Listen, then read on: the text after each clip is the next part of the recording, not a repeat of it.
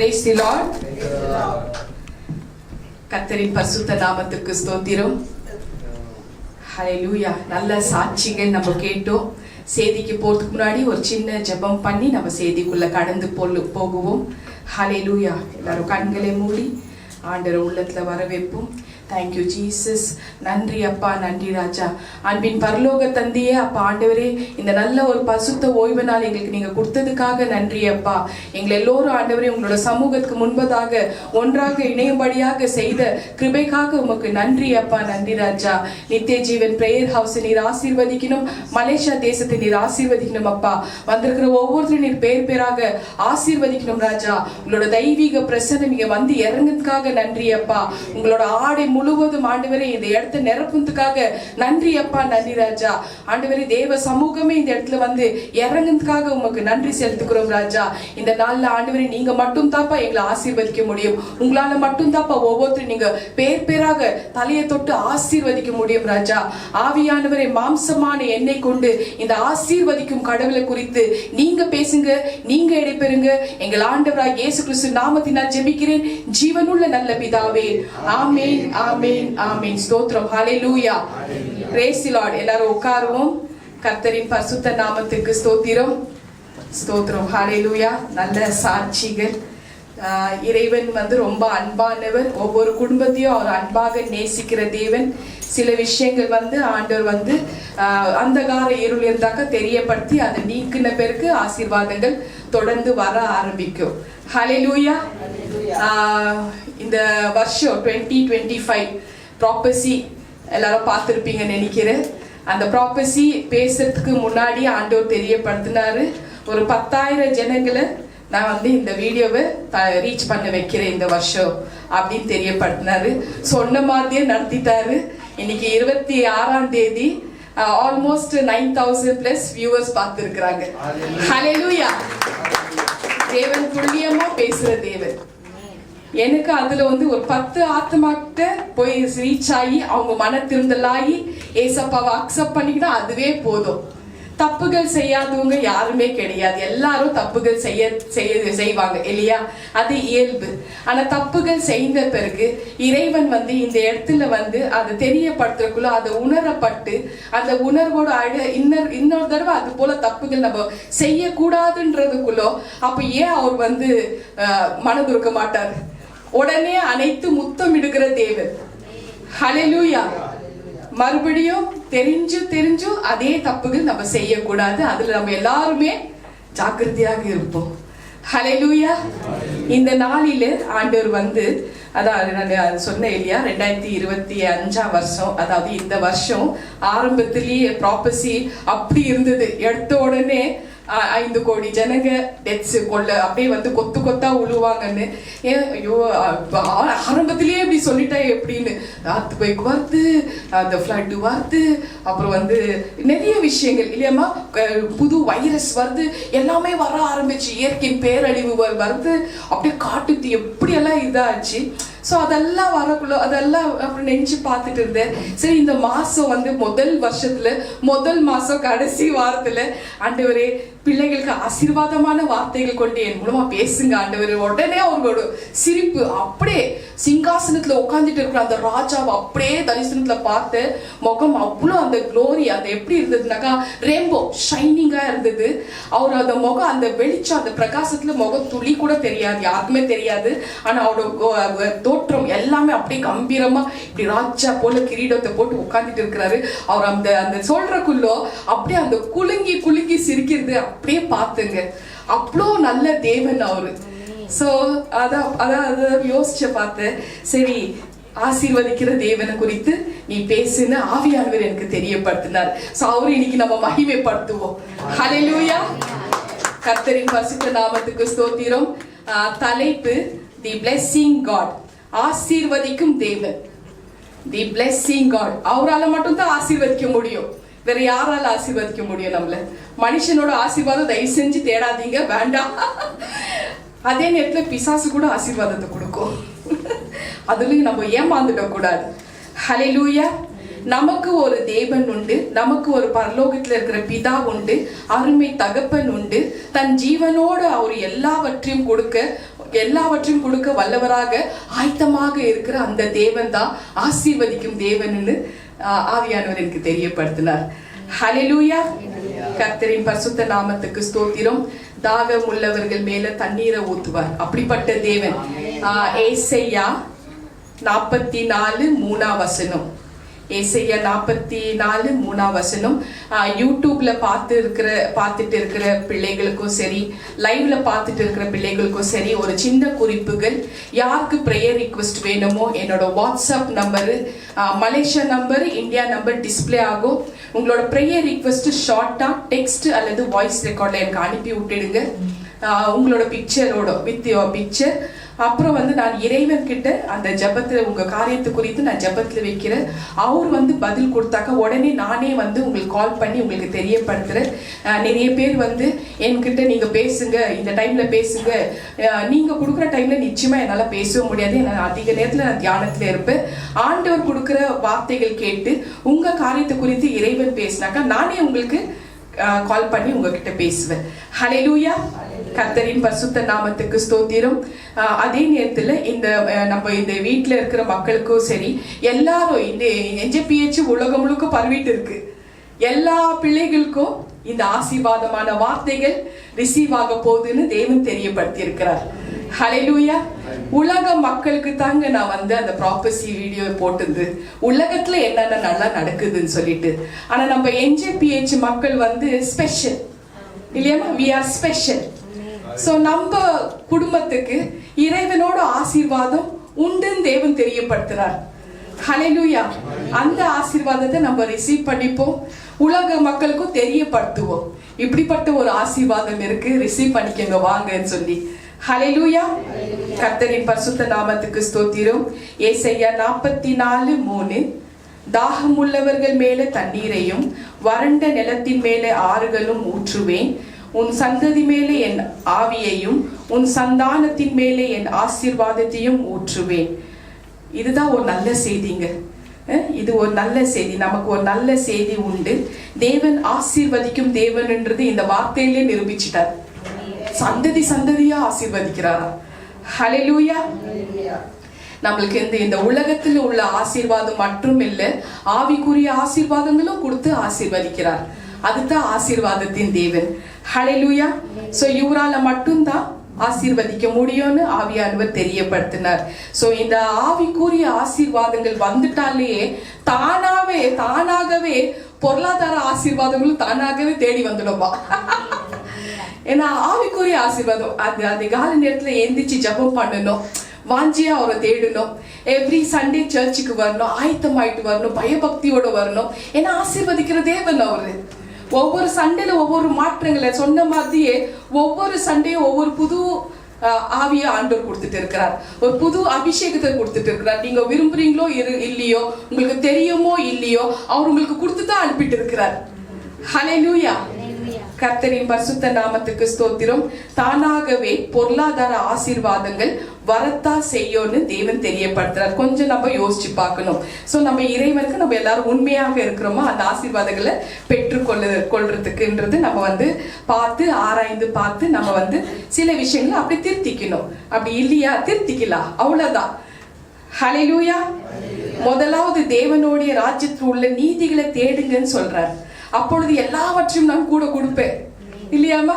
அவர் தேவனோட ராஜ்யத்தில் உள்ள நீதிகள் என்ன? அந்த நீதிகள் அவர் என்ன சொல்றாரு? இறைவனுக்கு முதல் இடம் கொடுங்கன்றாரு. முதல்ல நம்ம அவருக்கு இடம் கொடுத்துடலாம், அதுக்கப்புறம் மற்ற காரியங்கள் எல்லாம் பண்ணலாம். ஆட்டோமேட்டிக்லி எல்லாம் கூட சேர்ந்து வந்துடுமே. ஹல்லேலூயா. சோ ஆண்டவர் ஆபிரகாமை ஆசீர்வதித்திருக்கிறார். ஆபிரகாமுக்கு தேவன் அப்படிதான் ஆசீர்வாதம் பண்ணி இருக்கிறாருன்னு இந்த வசனத்துல தெரியப்படுத்தி இருக்கு. சோ ஆபிரகாமின் தேவன், இந்த ஆபிரகாமின் தேவன் என்ன பண்றாரு? ஆபிரகாமை பார்க்கும் பொழுது, அவர்கிட்ட பேசும் பொழுது அந்த கான்வர்சேஷன் பாருங்க.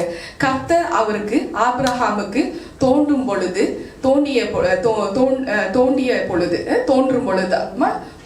பொழுது கர்த்தர் அவனுக்கு தரிசனம் ஆனார்.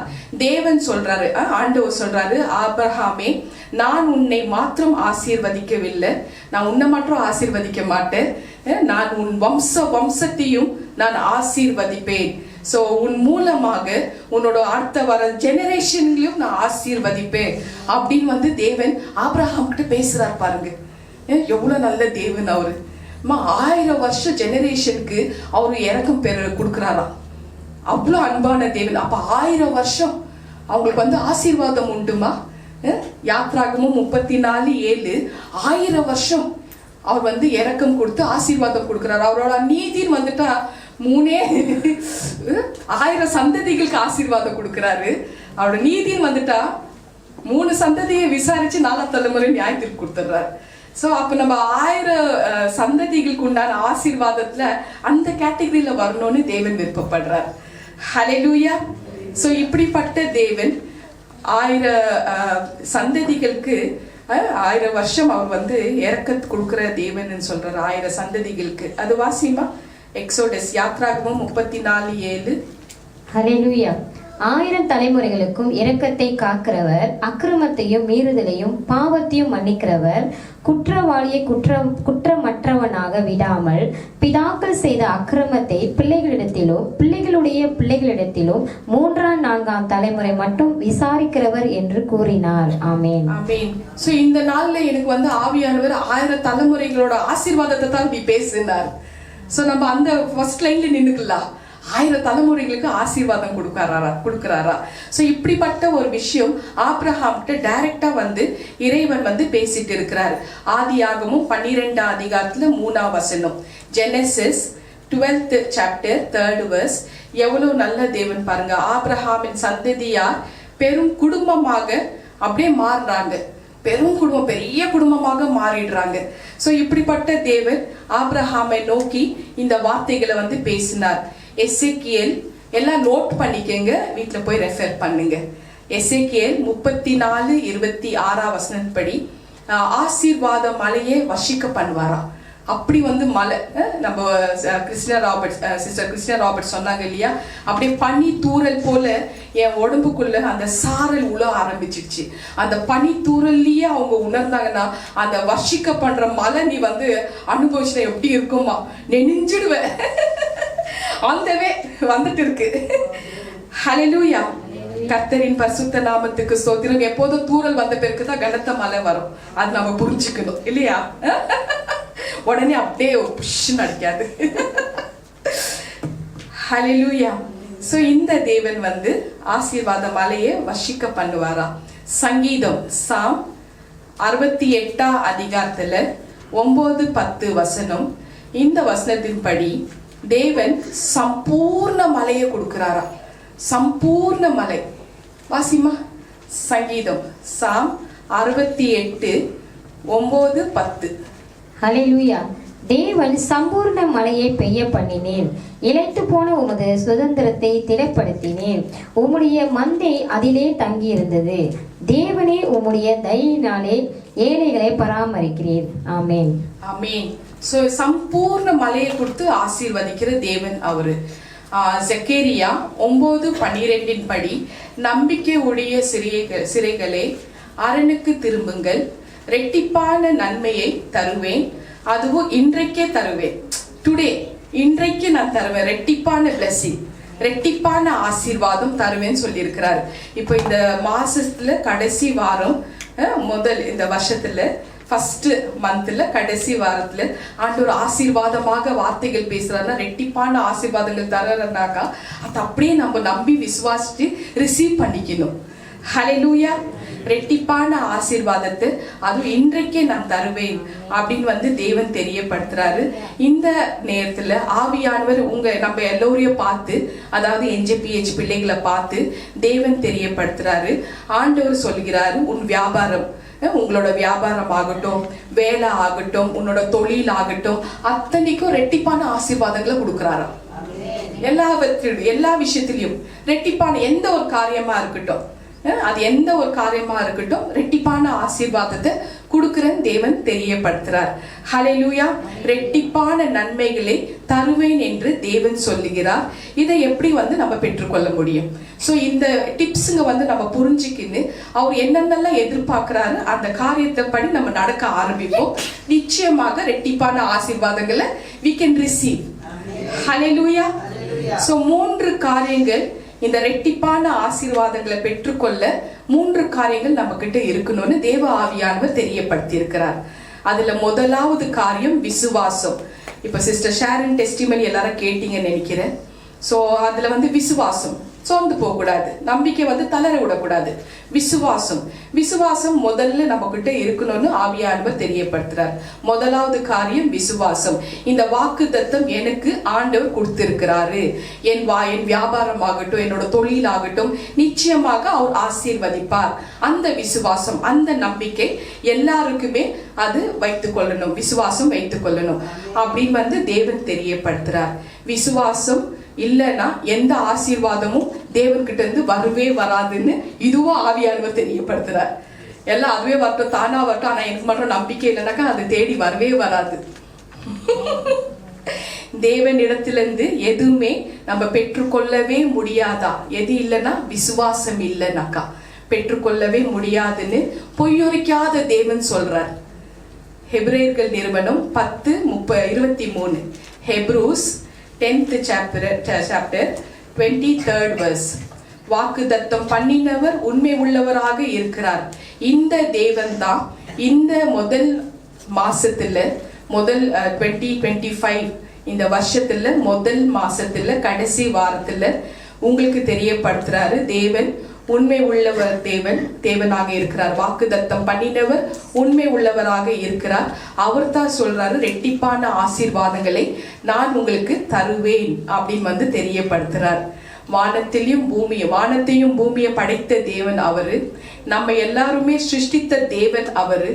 அன்புள்ள ஒரு ஆண்டவர் அவரு.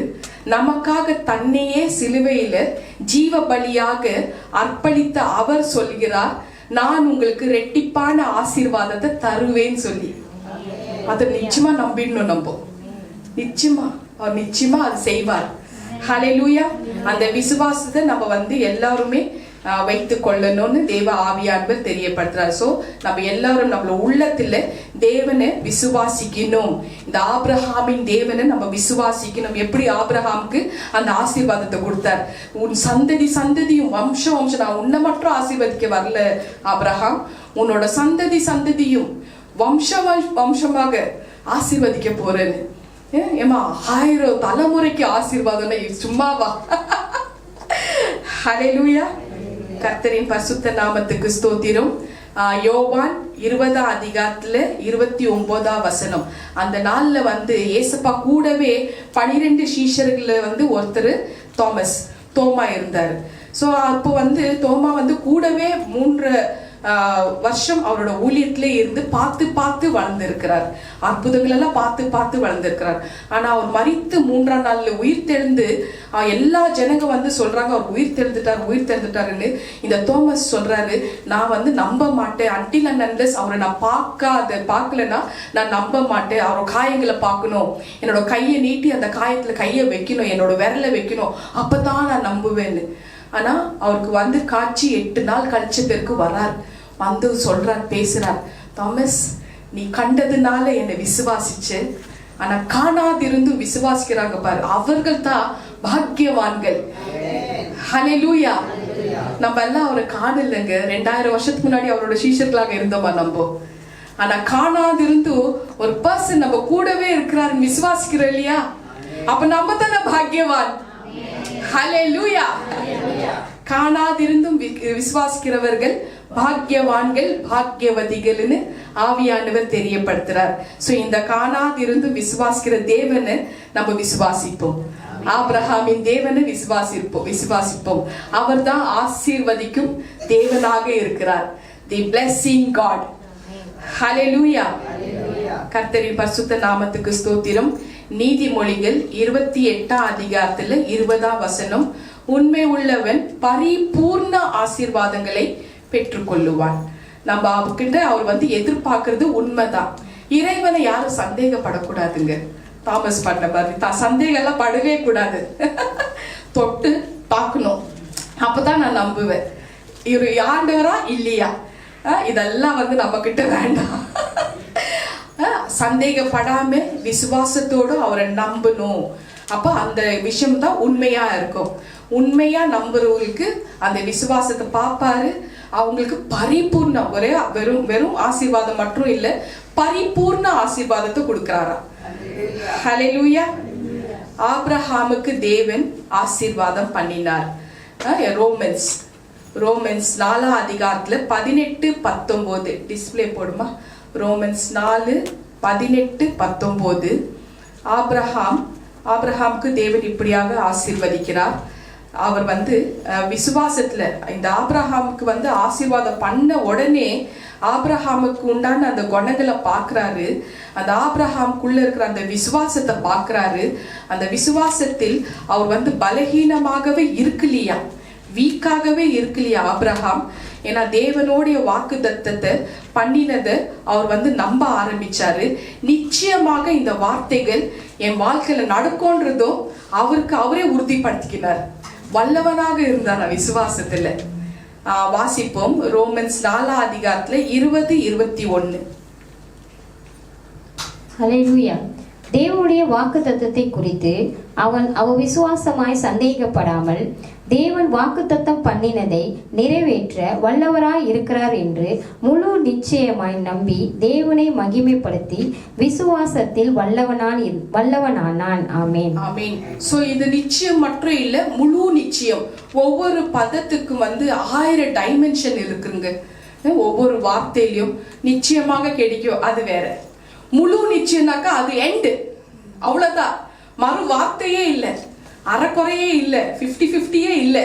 முழுனாக்கா ஃபுல் முழு நிச்சயமாக அவர் இருந்தாரா. நம்பிக்கைய அவர்கிட்ட இருந்ததா. தேவன் நிச்சயமா என் வாழ்க்கையில செய்வார். விசுவாசத்துல அவன் ஆபிரகாம் வல்லவராக இருந்தாருன்னு தேவன் தெரியப்படுத்தினார். சோ அதே மாதிரி ஆபிரகாமுக்கு இருந்த அதே விசுவாசம் நமக்கும் இருக்கணும்னு தேவ ஆவியானவர் தெரியப்படுத்துறார். சோ இந்த விசுவாசம் நமக்குள்ள நம்ம வாழ்க்கையில இருக்கணும். சோ அந்த விசுவாசத்துல நம்ம வளரணும்னு தேவன் தெரியப்படுத்துறார். அந்த விசுவாசம் இருந்தா மட்டும்தான் இறைவன் சொன்ன மாதிரி அது அவரோட ஆசீர்வாதங்கள் நம்மளுக்கு கிடைக்க ஆரம்பிக்கும். ஹல்லேலூயா. 2 மடங்கு பெருக செய்யும் அந்த விசுவாசம் என்ற ஒரு வார்த்தை, அந்த விசுவாசம் என்ற ஒரு விஷயம் நமக்குள்ள இருக்கணும். தேவன் மேல விசுவாசம் வைக்கிறவங்களை தேவன் என்ன பண்ணுவாரு, கனப்படுத்துவார். எந்த இடத்துல நம்மள தூஷணமாக பேசுறாங்களோ அதே இடத்துல நிக்க வச்சு கன மகிமைப்படுத்துவார். ஹல்லேலூயா. ஒரு கூட்டம் என்ன டார்கெட் பண்ணாங்க. அந்த கூட்டத்தை எதிர்க்க எனக்கு அங்கீகாரம் கொடுத்து டாக்டர் கொடுத்து என்னென்னலாம் பண்ணி இங்க நிக்க வச்சிருக்கிறன்னா எவ்வளவு பெரிய தேவன் அவர்.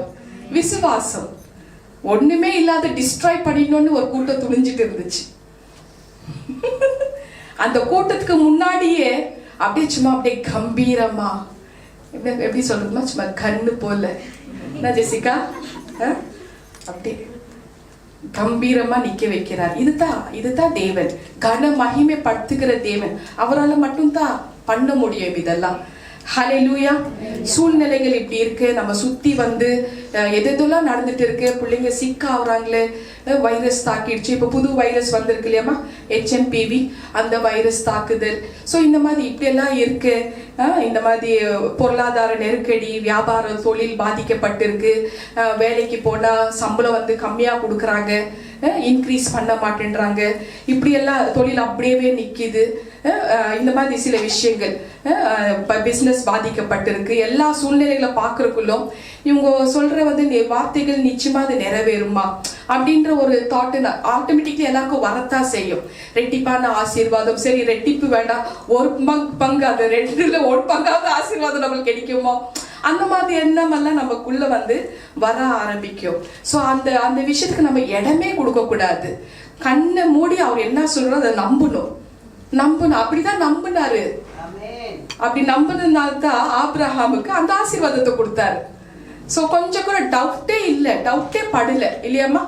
அவரால் செத்து போன கர்ப்பத்தையும் ஆசீர்வதிக்க முடியும், அடைக்கப்பட்ட கர்ப்பத்தையும், அதாவது கண்ணியையும் குழந்தை கொடுக்க முடியும், அந்த கர்ப்பத்தையும் ஆசீர்வதிக்க முடியும். அவரால் கூடாத காரியம் ஒண்ணுமே கிடையாது. ஹல்லேலூயா.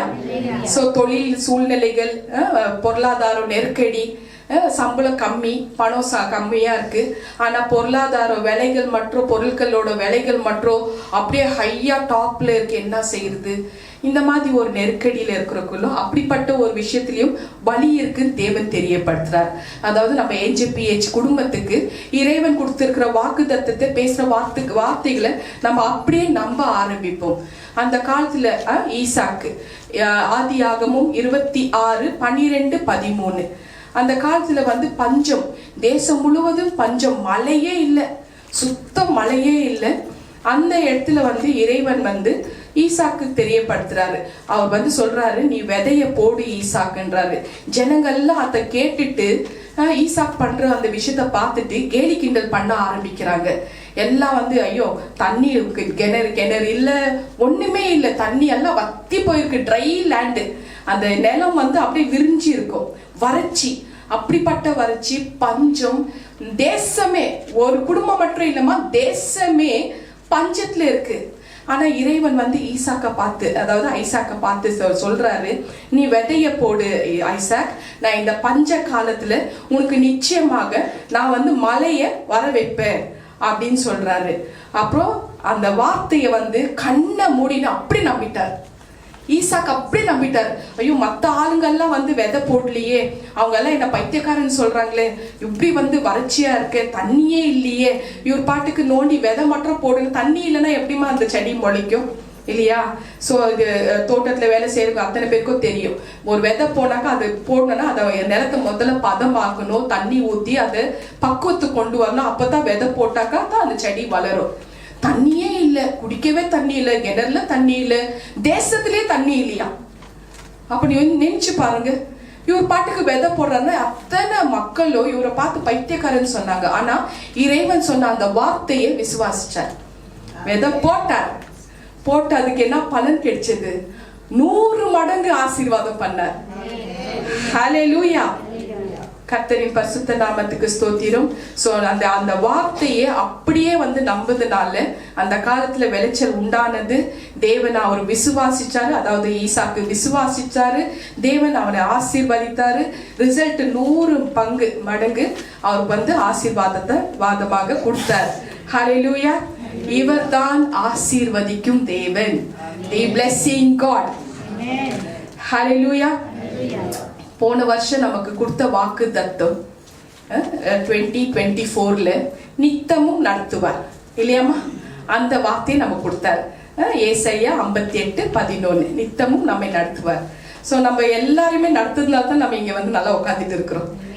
ஒவ்வொரு நாளும் எல்லாரும் சாப்பிட்டோம் இல்லையா? 3 வேளையில ஒரு வேளைன்னா சாப்பிட்டோம் இல்லையாமா? யார் யார் சாப்பிடல கை தூக்குங்க பார்க்கலாம். எங்களோட ரெக்கார்டு இருக்குது. நித்தமும் நடத்தி இருக்கிறார். சில பிள்ளைங்க டயட்னால ஸ்கிப் பண்ணுவாங்க, அது அவங்களுக்கு இது. ஆனா ஆண்டவர் உணவு கொடுத்திருக்கிறார். சில பிள்ளைகளுக்கு உணவு ஸ்கிப் ஆயிடும். ஏன்னா மதர்ஸ் மிஷினரி ஒர்க்ல போயிட்டு இருக்கிறதுனால ஸ்கிப் ஆயிடும். ஆனா உடனே ஈவினிங் கொடுத்துடுவாங்க சாப்பாடு. அதுதான் நடந்துச்சு தவிர மற்றபடி நித்தமும் நடத்தினார் இல்லையாமா? உணவை கொடுத்து போஷித்தார் தான் நமக்கு எல்லாருக்குமே. அந்த தேவனை மகிமைப்படுத்துங்க, கரங்களை தட்டி. நித்தமும் நடத்தினார். சோ பஞ்ச காலத்துல எத்தனையோ பேரு போன வருஷம் பஞ்சத்துல எத்தனையோ கோடி மக்கள் பஞ்சத்துல இருந்தாங்க. ஆனா நம்மள பஞ்சத்துல விடலையே. நித்திய ஜீவன் வீட்டுக்கு கொடுத்த அந்த வாக்கு தத்தத்தை இறைவன் உண்மையா நடத்தினார் இல்லையாமா? அதுக்கு நம்ம எல்லாருமே சாட்சி, நம்ம எல்லாரும் விட்னஸ் தானே அதுக்கு. ஹல்லேலூயா, கர்த்தரின் பரிசுத்த நாமத்துக்கு ஸ்தோத்திரம். உலக மக்கள் பஞ்சத்துல பாதிச்சாலும் போன வருஷம் அவர் சொன்ன வாக்கு தத்தத்தை அப்படியே துல்லியமாக நிறைவேற்றினாருன்னு தேவ ஆவியானவர் இந்த நாள்ல எனக்கு தெரியப்படுத்தினார். அதை உறுதிப்படுத்தத்தான் இன்னைக்கு நான் பேசிட்டு இருக்கிறேன். ஹல்லேலூயா. முதல் காரியம் விசுவாசம். 2வது காரியம், முதல்ல இயேசுவுக்கு முதல் இடம் கொடுக்கணுமா? ஆண்டவர் தெரியப்படுத்தி இருக்கிறார். இறைவனுக்கு முதல் இடம் கொடுக்கணும்னு ஆவியானவர் தெரியப்படுத்தி இருக்கிறார். அது எந்த விஷயமாக இருக்கட்டும், அது பொருளாதார விஷயமாக இருக்கட்டும், இல்ல எந்த ஒரு காரியமாக இருக்கட்டும், நம்ம விசுவாசத்தோட அவங்க அந்த வார்த்தைகளை நம்பணும் அப்படின்னு தேவன் தெரியப்படுத்தி இருக்கிறார். விசுவாசத்தோட இயேசுவை நம்பணுமா? இயேசுக்கு முதல் இடம் கொடுக்கணும்னு தேவன் தெரியப்படுத்தி இருக்கிறார். கடவுளுக்கு முதல் இடம். அது தொழிலாக இருக்கட்டும், வியாபாரமாக இருக்கட்டும். நம்ம வியாபாரம் ஒண்ணு பண்றோமா, அதை ஆரம்பிக்கிறோமா, அந்த வியாபாரத்துக்கு எஜமான் இயேசுன்னு சொல்லிடணுமா? இயேசு தான் எஜமான். ஹல்லேலூயா. அப்படி நம்ம தெரியப்படுத்தி அந்த காரியங்கள்ல நடத்தணும்னு தெரியப்படுத்தி இருக்கிறார். ஒவ்வொரு நாளும் நம்ம வேலை விஷயமாகட்டும், நம்ம வீட்டுல ஒரு கார் வாங்கினாலையும், ஏசப்பா இது நீங்க தான் கொடுத்துருக்கிறீங்க, உங்களுக்கு தான்ப்பா முதல் ஸ்தானம், நீங்க கொடுத்த காரு ஏசப்பா. வீடுனா ஏசப்பா இந்த வீட்டுக்கு நீங்க தான்ப்பா குடும்ப தலைவன், உங்களுக்கு தான்ப்பா முதல் இடம். நன்றி சொல்லணும், நன்றி சொல்லிட்டு இருக்கணும். ஒவ்வொரு காரியமும் வேலைக்கு போறோமா, ஒவ்வொரு நாளும் வாலிப பிள்ளைகள், ஆண்கள் பெண்கள் எல்லாருக்கும் சேர்த்து தான் பேசிட்டு இருக்கிற. காலையில எந்திரிச்சு நீங்க ஜெபம் பண்ணிட்டு வேலைக்கு போறக்குள்ள ஒரு வார்த்தை, ஏசப்பா நீங்க கொடுத்திருக்கிற அந்த வேலை, வாலிப பிள்ளைகளுக்கு மட்டும் இல்ல, எல்லாருக்குமே, சகோதர சகோதரிகள், வேலை செய்யற எத்தனை பிள்ளைகளுக்கும் சேர்த்து தான் பேசிட்டு இருக்கிறேன். ஆண்டவரே நீங்க கொடுத்த வேலை, நான் எனக்கு காலையில போறேன், என்னை ஆசீர்வதிங்க. அவர் பார்த்துப்பாரு, முதல் இடம் அவர் கொடுத்துடணுமா. ஆவியானவர் தெரியப்படுத்துறாரு, நிறைய பிள்ளைகள் அந்த காரியங்கள் பண்றது இல்லையா, சோம்பேறியா இருக்கு. வேலை கிடைச்சிச்சா சோம்பேறி வந்துடும். ஆமா, உடம்பு அப்படியே வந்து அலட்சி பண்ணும். எதுக்கு, நமக்கு தான் வேலை கிடைச்சிச்சு. சில பிள்ளைகள் வந்து என்ன பண்ணுவாங்க, சர்ச்சுக்கு வருவாங்க, பைபிள் படிப்பாங்க, பிரசங்கத்துல கலந்துக்குவாங்க, ஏன் காணிக்க கூட கொடுப்பாங்க. கொடுத்துட்டு ஏசப்பா இதே இடத்துல நீங்க நில்லுக்கோங்க, போதும் வராதிங்க, ஆமா அப்படி போயிடுவாங்க. அப்படி இருக்கக்கூடாதா? ஒவ்வொரு நாளும் அவருக்கு முதல் இடம் கொடுக்கணுமா. எந்த காரியம் பண்ணாலே இயேசுக்கு முதல். அது தொழிலாகட்டும், பிசினஸ் ஆகட்டும், வேலை ஆகட்டும், எல்லா விஷயத்திலையும் படிப்புல படிக்கிறக்குள்ளோ ஏசப்பா எனக்கு ஞானத்தை கொடுங்க, இந்த எக்ஸாம் ஆண்டவரே நீங்க எழுதணும், எனக்கு உதவி செய்யுங்க, அவர் மேல வச்சுனுங்க, அவர் எல்லாமே பார்த்துக்குவார்.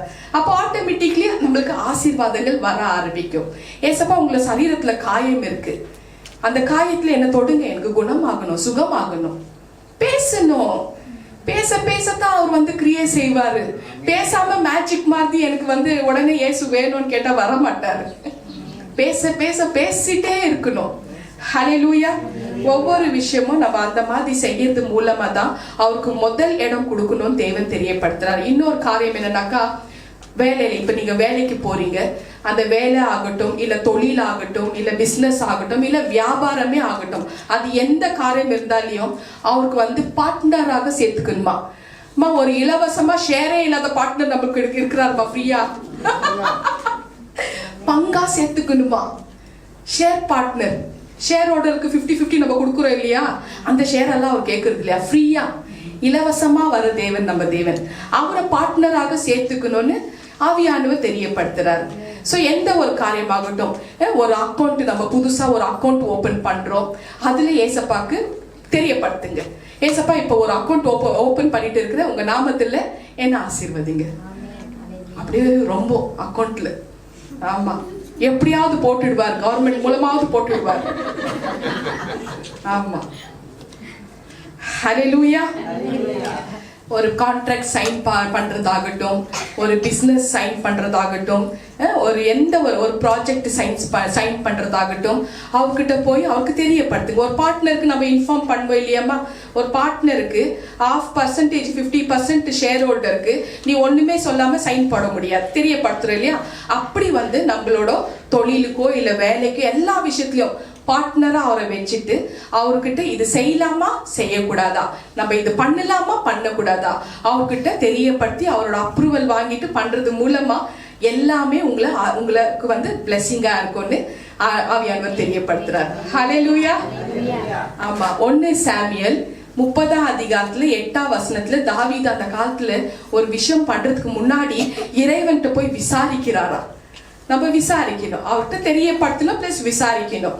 இதை செய்ய போற ஆண்டவரே இது பார்த்து எனக்கு ஆலோசனை கொடுங்க.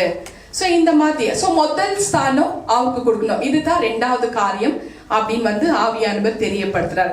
ஐயோ நம்ம கிட்ட என்கிட்ட ஆண்டவர் பேச மாட்டேன்றாரு, நான் வந்து ஜெபம் பண்றேன் ஆனா பேச மாட்டேன்றாரு. அவர் வந்து அப்படி வந்து அது உட்காந்து அப்படியெல்லாம் பேச மாட்டாரு. ஸோ நம்ம வந்து ஒவ்வொரு நாளும் இரவும் பகலும் ஜெபத்துல இருந்து அவர்கிட்ட வந்து நம்ம தனிப்பட்ட முறையில பேசிட்டே இருந்தா ஆட்டோமேட்டிக்கலி நம்மளுக்கு கிளியர் ஆயிட்டே இருக்கும். அவர் பேசுற தேவனுங்க உங்களுக்கு யூ கேன் ஃபீல் இட், அந்த ஃபீல் பண்ண முடியும். தொடர்ந்து அந்த ஹேபிட் கொண்டு வாங்க. இந்த ஹேபிட் இல்லாததுனால தான் அவர் பேசுறாரா இல்லையா நமக்கு தெரியாம இருக்கு. தினந்தோறும் காலையில பேசுங்க, நைட்டு வந்தக்குள்ள பேசுங்க, வெளியில போறக்குள்ள பேசுங்க, வீட்டுக்குள்ள வரக்குள்ள பேசுங்க, ஒவ்வொரு தடவை பேசிட்டே இருங்க. எங்க வீட்டுல நாங்க இப்ப 2 பேர் தான் இருக்கிறோம். ஹஸ்பண்ட் வந்து டென்மார்க்ல இருக்கிறாரு. ஆனா ஆண்டவர்கிட்ட பேசிட்டே இருப்போம். வெளியில போனா பேசுவோம், வெளியில போனா ஆண்டவரே போயிட்டு இருக்கிறவாங்க கூட போலாம், வீட்டுக்குள்ள வந்து பேசலாம், ஆண்டவரே வந்தாச்சு அப்படின்னு பேசி குக்கிங் பண்றது, ஆண்டவரே இப்ப குக் பண்ண போறேன். ஸோ அவ்வளோ நல்லா பேசிட்டே இருப்போம் ஒவ்வொரு விஷயமும்.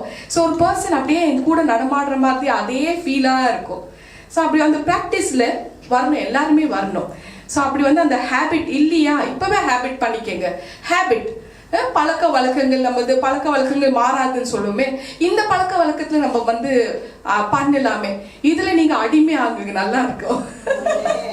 இந்த பழக்க வழக்கங்கள் புனிதமான பழக்க வழக்கங்கள், அதுல அடிமை ஆகலாம் இல்லையாமா?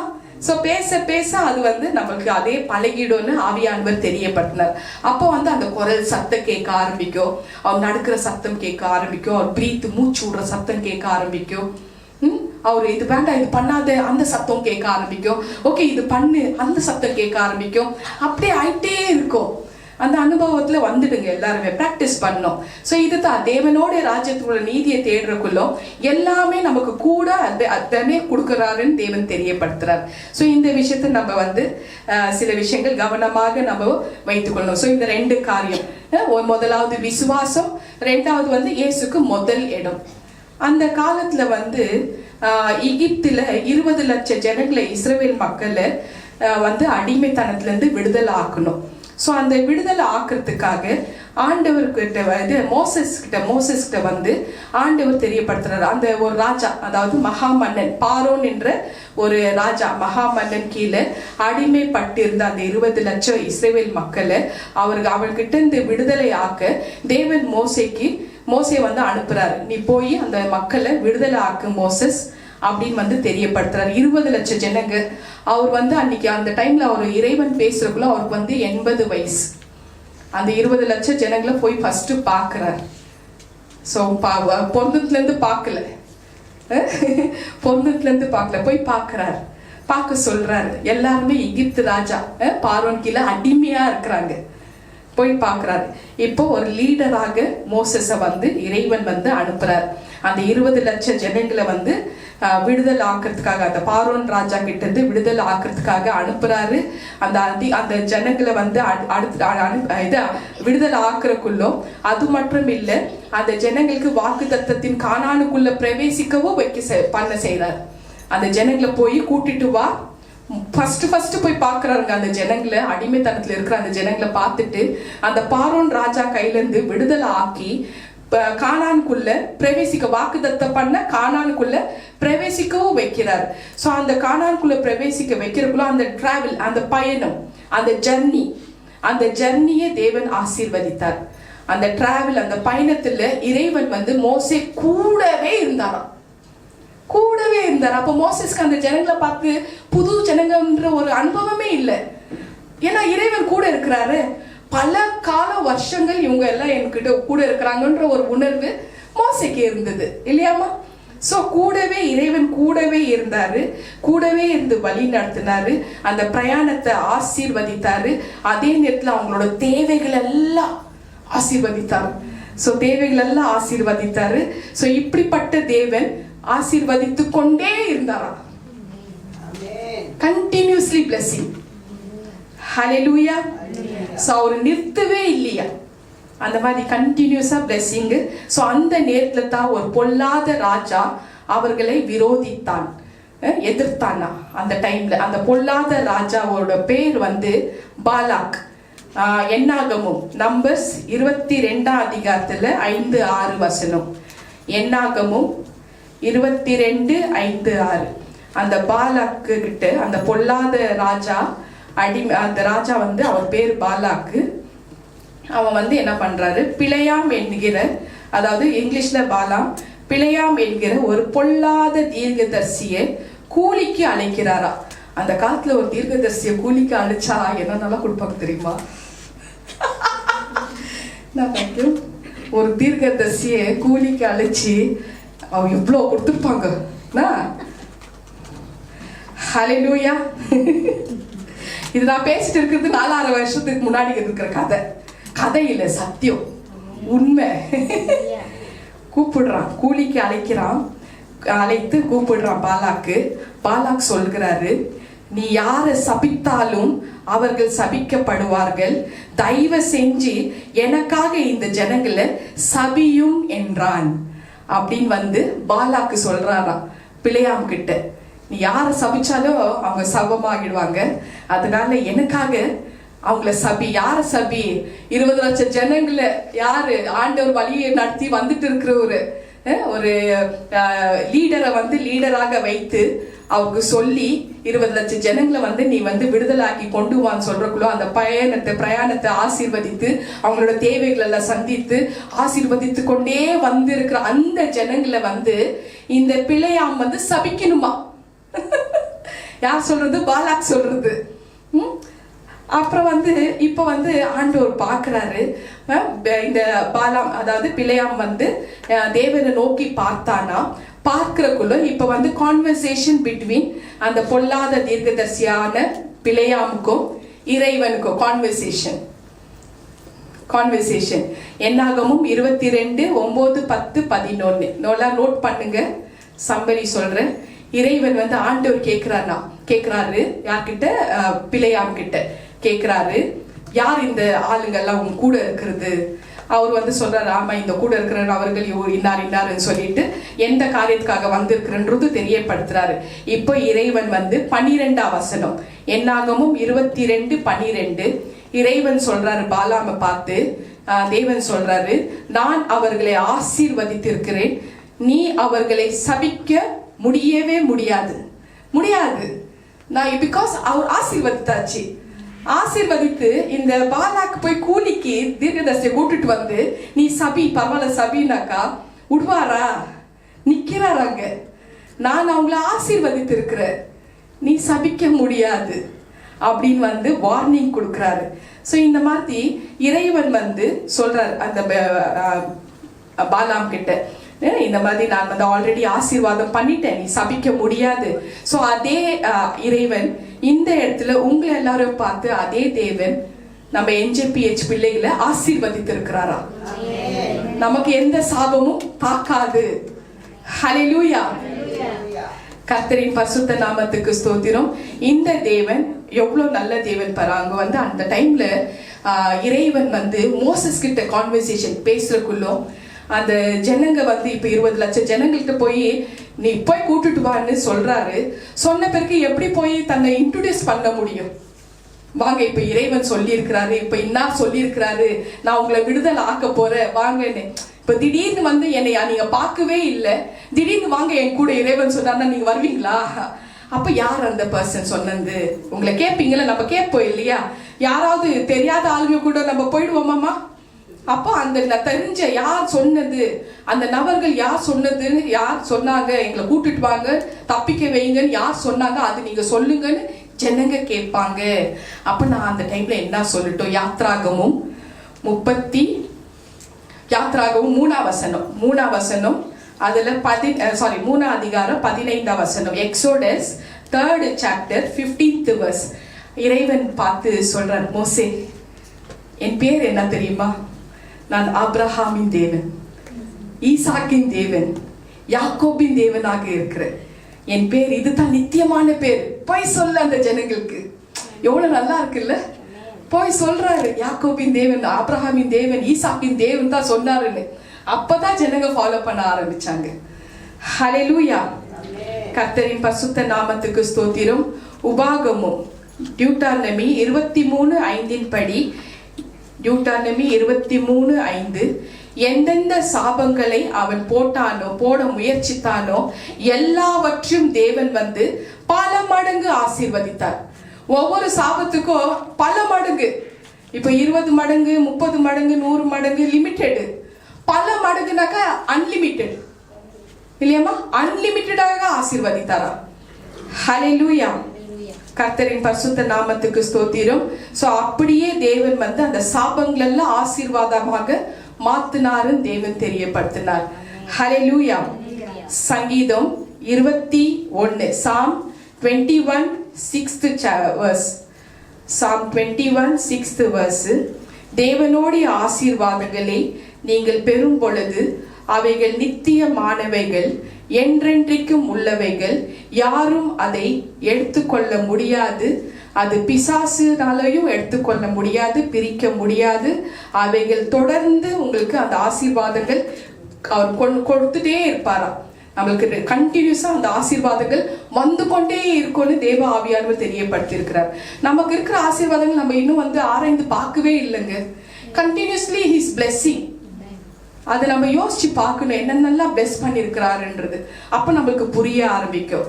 ஸோ இந்த வசனம் 21:6 வாசிமா. அல்லேலூயா. அவர் நித்திய ஆசீர்வாதங்களை அவருக்கு அருளுகிறார். அவரை உம்முடைய சமூகத்தின் மகிழ்ச்சியினால் பூரிப்பாக்குகிறேன். ஆமென். ஹல்லேலூயா.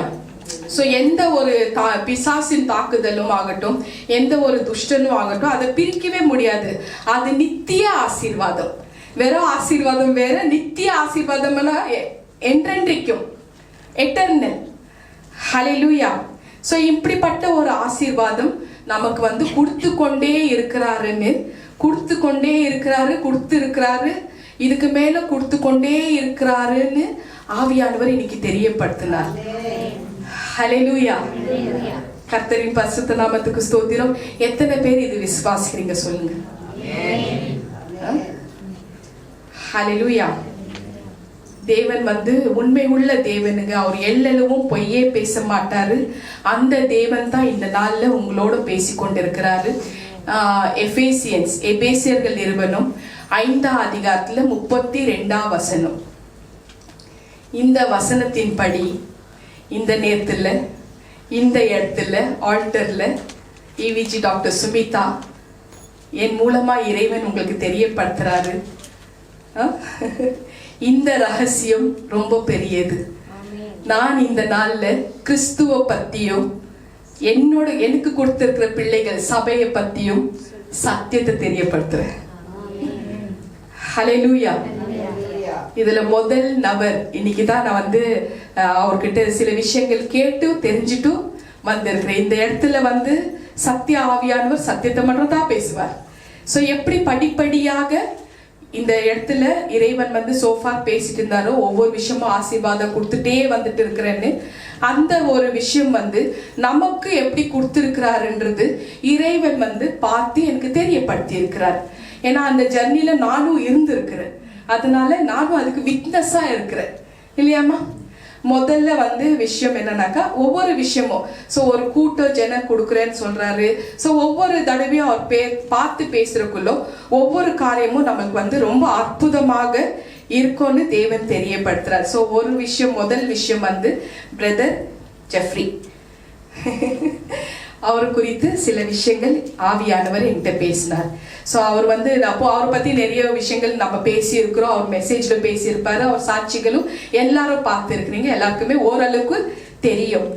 இப்ப நம்ம சபையில ஜெஃப்ரி பிரதரை ஏன் சூஸ் பண்ணாரு, அவர் எப்படி சூஸ் பண்ணாருன்றது குறித்து இறைவன் இன்னைக்கு எனக்கு தெரியப்படுத்தினாரு. 2023 அவர் ஜூலை மாசம் 8ஆம் தேதி என்கிட்ட வராரு. இவரு பாஸ்டர் லூயிஸ் மூலமா தெரிஞ்சுக்கிட்டு என் நம்பர் தெரிஞ்சுட்டு வராரு. எல்லாருக்குமே ஒருத்தர் மூலமா தான் சிஸ்டர் சாரி இவங்களுக்கு தெரியப்படுத்துறாரு. ஒவ்வொருத்தர் மூலமா எப்படியும் நம்பர் தெரிஞ்சிடும். வராரு. கிட்ட ஒரு 7 வருஷமா ஒரு காரியத்துக்கு பதிலே கிடைக்காம இருந்துச்சு. அந்த ஒரு விஷயத்தை ஆண்டவர் என் மூலமாவும் தெரியப்படுத்துறாரு. ஏன்னா மகள் சுகம் இல்லாம இருந்ததுனால அதுக்கு என்ன காரணம், எப்படிப்பட்ட பாவம் சாபமாக மாறினது, அதை பத்தி தெரியப்படுத்துற. அது தெரியப்பட்ட கையோடும் அவருக்கு அந்த டைம்ல பெர்மனன்ட் ஜாப் கிடையாது, டெம்பரவரி ஒர்க். அந்த மாதிரி ஒரு ஒர்க்கு. அப்படி இருக்கிறக்குள்ள ஆனா அந்த டெம்பரவரி ஒர்க்கு கூட அவருக்கு பழக்கம் இல்லாத வேலை, எக்ஸ்பீரியன்ஸ் இல்லை.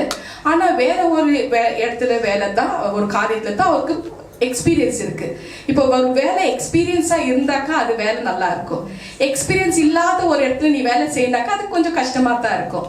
அப்புறம் அவர்கிட்ட நான் தெரியப்படுத்துறேன், நீங்க ஒவ்வொரு விஷயமும் படிக்க ஆரம்பிங்க பிரதர், நிச்சயமா ஆண்டவர் உங்களுக்கு எக்ஸ்பீரியன்ஸான இடத்துல வேலைக்கு அனுப்புவாருன்னு தெரியப்படுத்துறேன். அந்த டெலிவரன்ஸ் நாள் அன்னைக்கே. அதுக்கப்புறமா எனக்கு நல்ல வேலைக்கு நீங்க ஜெபம் பண்ணுங்க சிஸ்டர்ன்றாரு. அப்ப அந்த பேச்சுவார்த்தை பேசிட்டே இருக்கக்குள்ள உங்களுக்கு வீடும் கொடுக்குறேன்னு சொன்னாரு சொந்த வீடை கொடுக்குறேன்னு சொன்னாரு. அப்புறம் அவர் ஷாக்கா ஆயிட்டு கேட்குறாரு, வேலையே டெம்பரவரியா இருக்கு, ஒரு வேலை நான் இது வீடு வாங்கினா லோன் எடுக்கணும், அதுக்கு வந்து பேக்ரவுண்ட் எல்லாம் பார்ப்பாங்க இல்லையா, சொந்த வீடு அது லோன் எடுக்கணும்னாக்கா அது கட்டுறதுக்கு நல்ல வேலை இருந்து சம்பளம் இருந்தால் தானே லோன் கட்ட முடியும். ஸோ அந்த மாதிரி ஒரு இஷ்யூ. ஆனால் ரிசல்ட்டை சொல்றாரு. ஸோ இப்போ வந்து இறைவன் வந்து தெரியப்படுத்துறாரு, இல்லை பிரதர் உங்களுக்கு வந்து கண்டிப்பா அந்த வேலை உண்டுன்னு வந்து தெரியப்படுத்தினாரு. ஸோ தெரியப்படுத்துறது கையோட அவர் வந்து இன்னொரு விஷயமும் தெரியப்படுத்துறாரு. நீங்க வந்து என்ன பண்ணுங்க, தொடர்ந்து நீங்க வந்து வேலையில போயிட்டு இருங்க, நிச்சயமா வேற ஒரு இடத்துல வேலைக்கு கண்டிப்பா உங்களை அனுப்புவாருன்னு தெரியப்படுத்துறேன். ஸோ ஒரு ஃபியூ டேஸ்ல ஒரு வேலைக்கு அவருக்கு வந்து எக்ஸ்பீரியன்ஸ் ஆன ஒரு வேலை கிடைக்குது. ஸோ அந்த வேலைக்கு நான் போறேன் சிஸ்டர்ன்னு சொல்றாரு. நான் ஜெபம் பண்றேன், ஆண்டவர் கோன்னு சொல்றாரு. ஸோ இப்போ வந்து அந்த வேலைக்கு குறிப்பிட்ட நாள் குறிப்பிட்ட டைம் கொடுத்துட்றாங்க. இப்போ அன்னைக்கு போனோம் அவரு. அது போறதுக்கு முன்னாடி இந்த டெம்பரவரி வேலையில இருந்த அந்த பாஸ்கிட்ட போய் சொல்றாரு, இந்த மாதிரி நான் வேலை விட போறேன், எனக்கு வந்து நான் ரிசைன் பண்ண போறேன்னு. அந்த பாஸ் சொல்றாரு, நீங்க வந்து இவ்வளோ இந்த மாசம் ஃபுல்லு நீங்க வேலை செஞ்சிருக்கீங்களா, அந்த சம்பள பணம் கொடுக்க மாட்டேன், நான் பிடிச்சி வச்சுக்குவேன், நீங்க வேலை விடக்கூடாது, நீங்க தான் செய்யணும், அந்த மாதிரி ஒரு நெருக்கடி. அப்போ எனக்கு தெரியப்படுத்துறாரு, அப்டேட் பண்றாரு, ஒவ்வொரு விஷயம் படிப்படியாக அப்டேட் பண்றாரு. சொல்றாரு, இந்த மாதிரி பணம் எனக்கு வந்து சம்பள பணம் கொடுக்க மாட்டேன்றாங்க சிஸ்டர் வேலைக்கு அங்க போனா. அப்போ 2 வாரத்துக்கு முன்னாடி எனக்கு இந்த ஒரு விஷயமும் காமிச்சிடுறாரு. அந்த சீட்ல அவர் உட்காந்துட்டு இருக்கிற மாதிரி, அதாவது புது வேலை, அவருக்கு தெரிஞ்ச வேலை, எக்ஸ்பீரியன்ஸ் இருக்கிற வேலையை காமிச்சிடுறாரு உட்காந்துட்டு இருக்கிறது. பிரதர் நீங்க அந்த வேலையில தான் நீங்க போகணும், ஆண்டவர் தெரியப்படுத்தார், நீங்க 2 வாரத்துக்கு முன்னாடியே எனக்கு காமிச்சிட்டாரு. So you better go and join, அந்த வேலையில போயிடுங்க. அதுக்கப்புறமா அடுத்த ஸ்டெப் இந்த டெம்பரரி வேலைக்கு என்ன பண்ணணும் நான் உங்களுக்கு தெரியப்படுத்துறேன். ஸோ அந்த மாதிரி அந்த விஷயத்தை அந்த ப்ரோசஸ்ல வந்து இவர் வந்து அந்த வார்த்தைக்கு கீழ்பட்டு அந்த புது வேலையில போய் எக்ஸ்பீரியன்ஸான இருக்கிற வேலையில போய் ஜாயின் ஆகுறாரு. அதே மாதிரி சீட்லயே உட்கார்றாரு. அது ஆன பேருக்கு அப்போ மறுபடியும் அவருக்கு அப்டேட் பண்றேன். இறைவன் நான் கேட்டு ஒவ்வொரு விஷயமும் சொல்லிட்டே இருக்கிற, படிப்படியா சொல்லிட்டே இருக்கிறேன். ஸோ அடுத்த விஷயம் என்ன சொல்றாரு, பழைய வேலை அதாவது டெம்பரரி வேலைக்கு ஒரு இமெயில் அனுப்பு. இறைவன் வந்து டெக்னாலஜி எல்லாம் அவருக்கு தெரியுங்க. அவருக்கு இன்பாக்ஸ தெரியும், அவுட் பாக்ஸ தெரியும், டிலீட்டோ தெரியும், அவருக்கு இமெயில் தெரியும். இமெயில் போட சொல்லு. இமெயில் ப்ரொஃபஷனலா என்னோட முழு சேலரி பிடிச்சி வச்சுக்கிற சேலரி கொடுங்க, ப்ரொஃபஷனலா ஒரு மெயில் போட்டார். சாட்சிங்க தான் உட்காந்துட்டு இருக்கிறாரு. இதான் இந்த வசனத்தின் படி இந்த நாள்ல சபையை பத்தி நான் ரகசியத்தை சொல்லணும். ஸோ அந்த ஒரு விஷயம் போயிட்டு இருக்கு. அப்புறம் இவருக்கு அந்த அந்த அந்த பதில், அந்த இமெயிலுக்கு உடனே அவங்களுக்கு பதில் வருது, ரிப்ளை வருது, மொத்த பணமும் அவங்களுக்கு கிடைக்குது. ஸோ இது ஒரு படிப்படியா பிளெஸிங் பாருங்க. இதெல்லாம் வந்து 23 நடக்குது, 2023.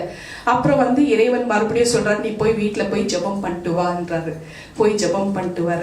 ஸோ அப்புறம் வந்து 2023 டிசம்பர் மாதம் 9ஆம் தேதி எல்லாருக்கும் ஞானஸ்தானம் கொடுன்றார். ஞானஸ்தானம் கொடுக்குது எல்லாருக்கும் கொடுத்து 17ஆம் தேதி 2023 17ஆம் தேதி குடும்பமாக சர்ச்சுக்கு வராங்க. குடும்பமாக 17க்கு NJPH சர்ச்சுக்கு வராங்க.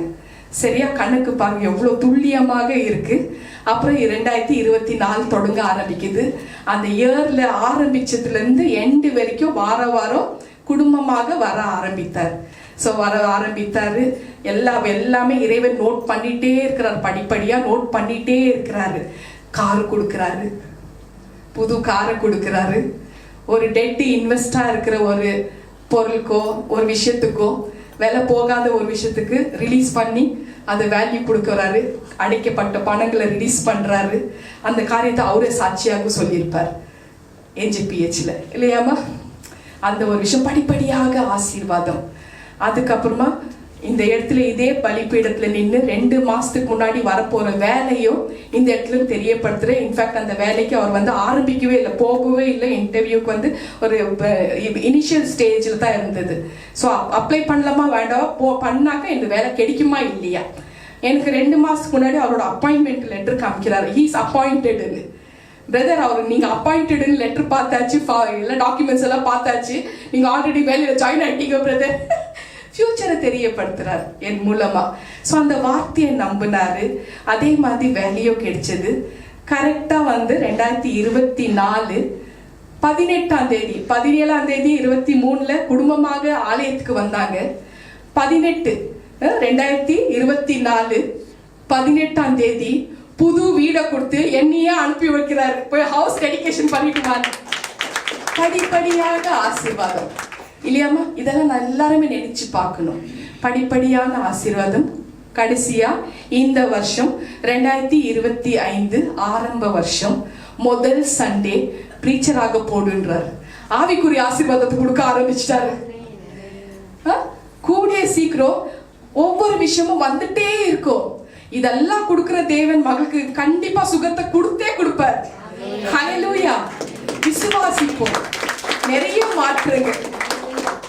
மகள் ஜெஸ்ரீனோட சாட்சி நீங்க போய் பாருங்க.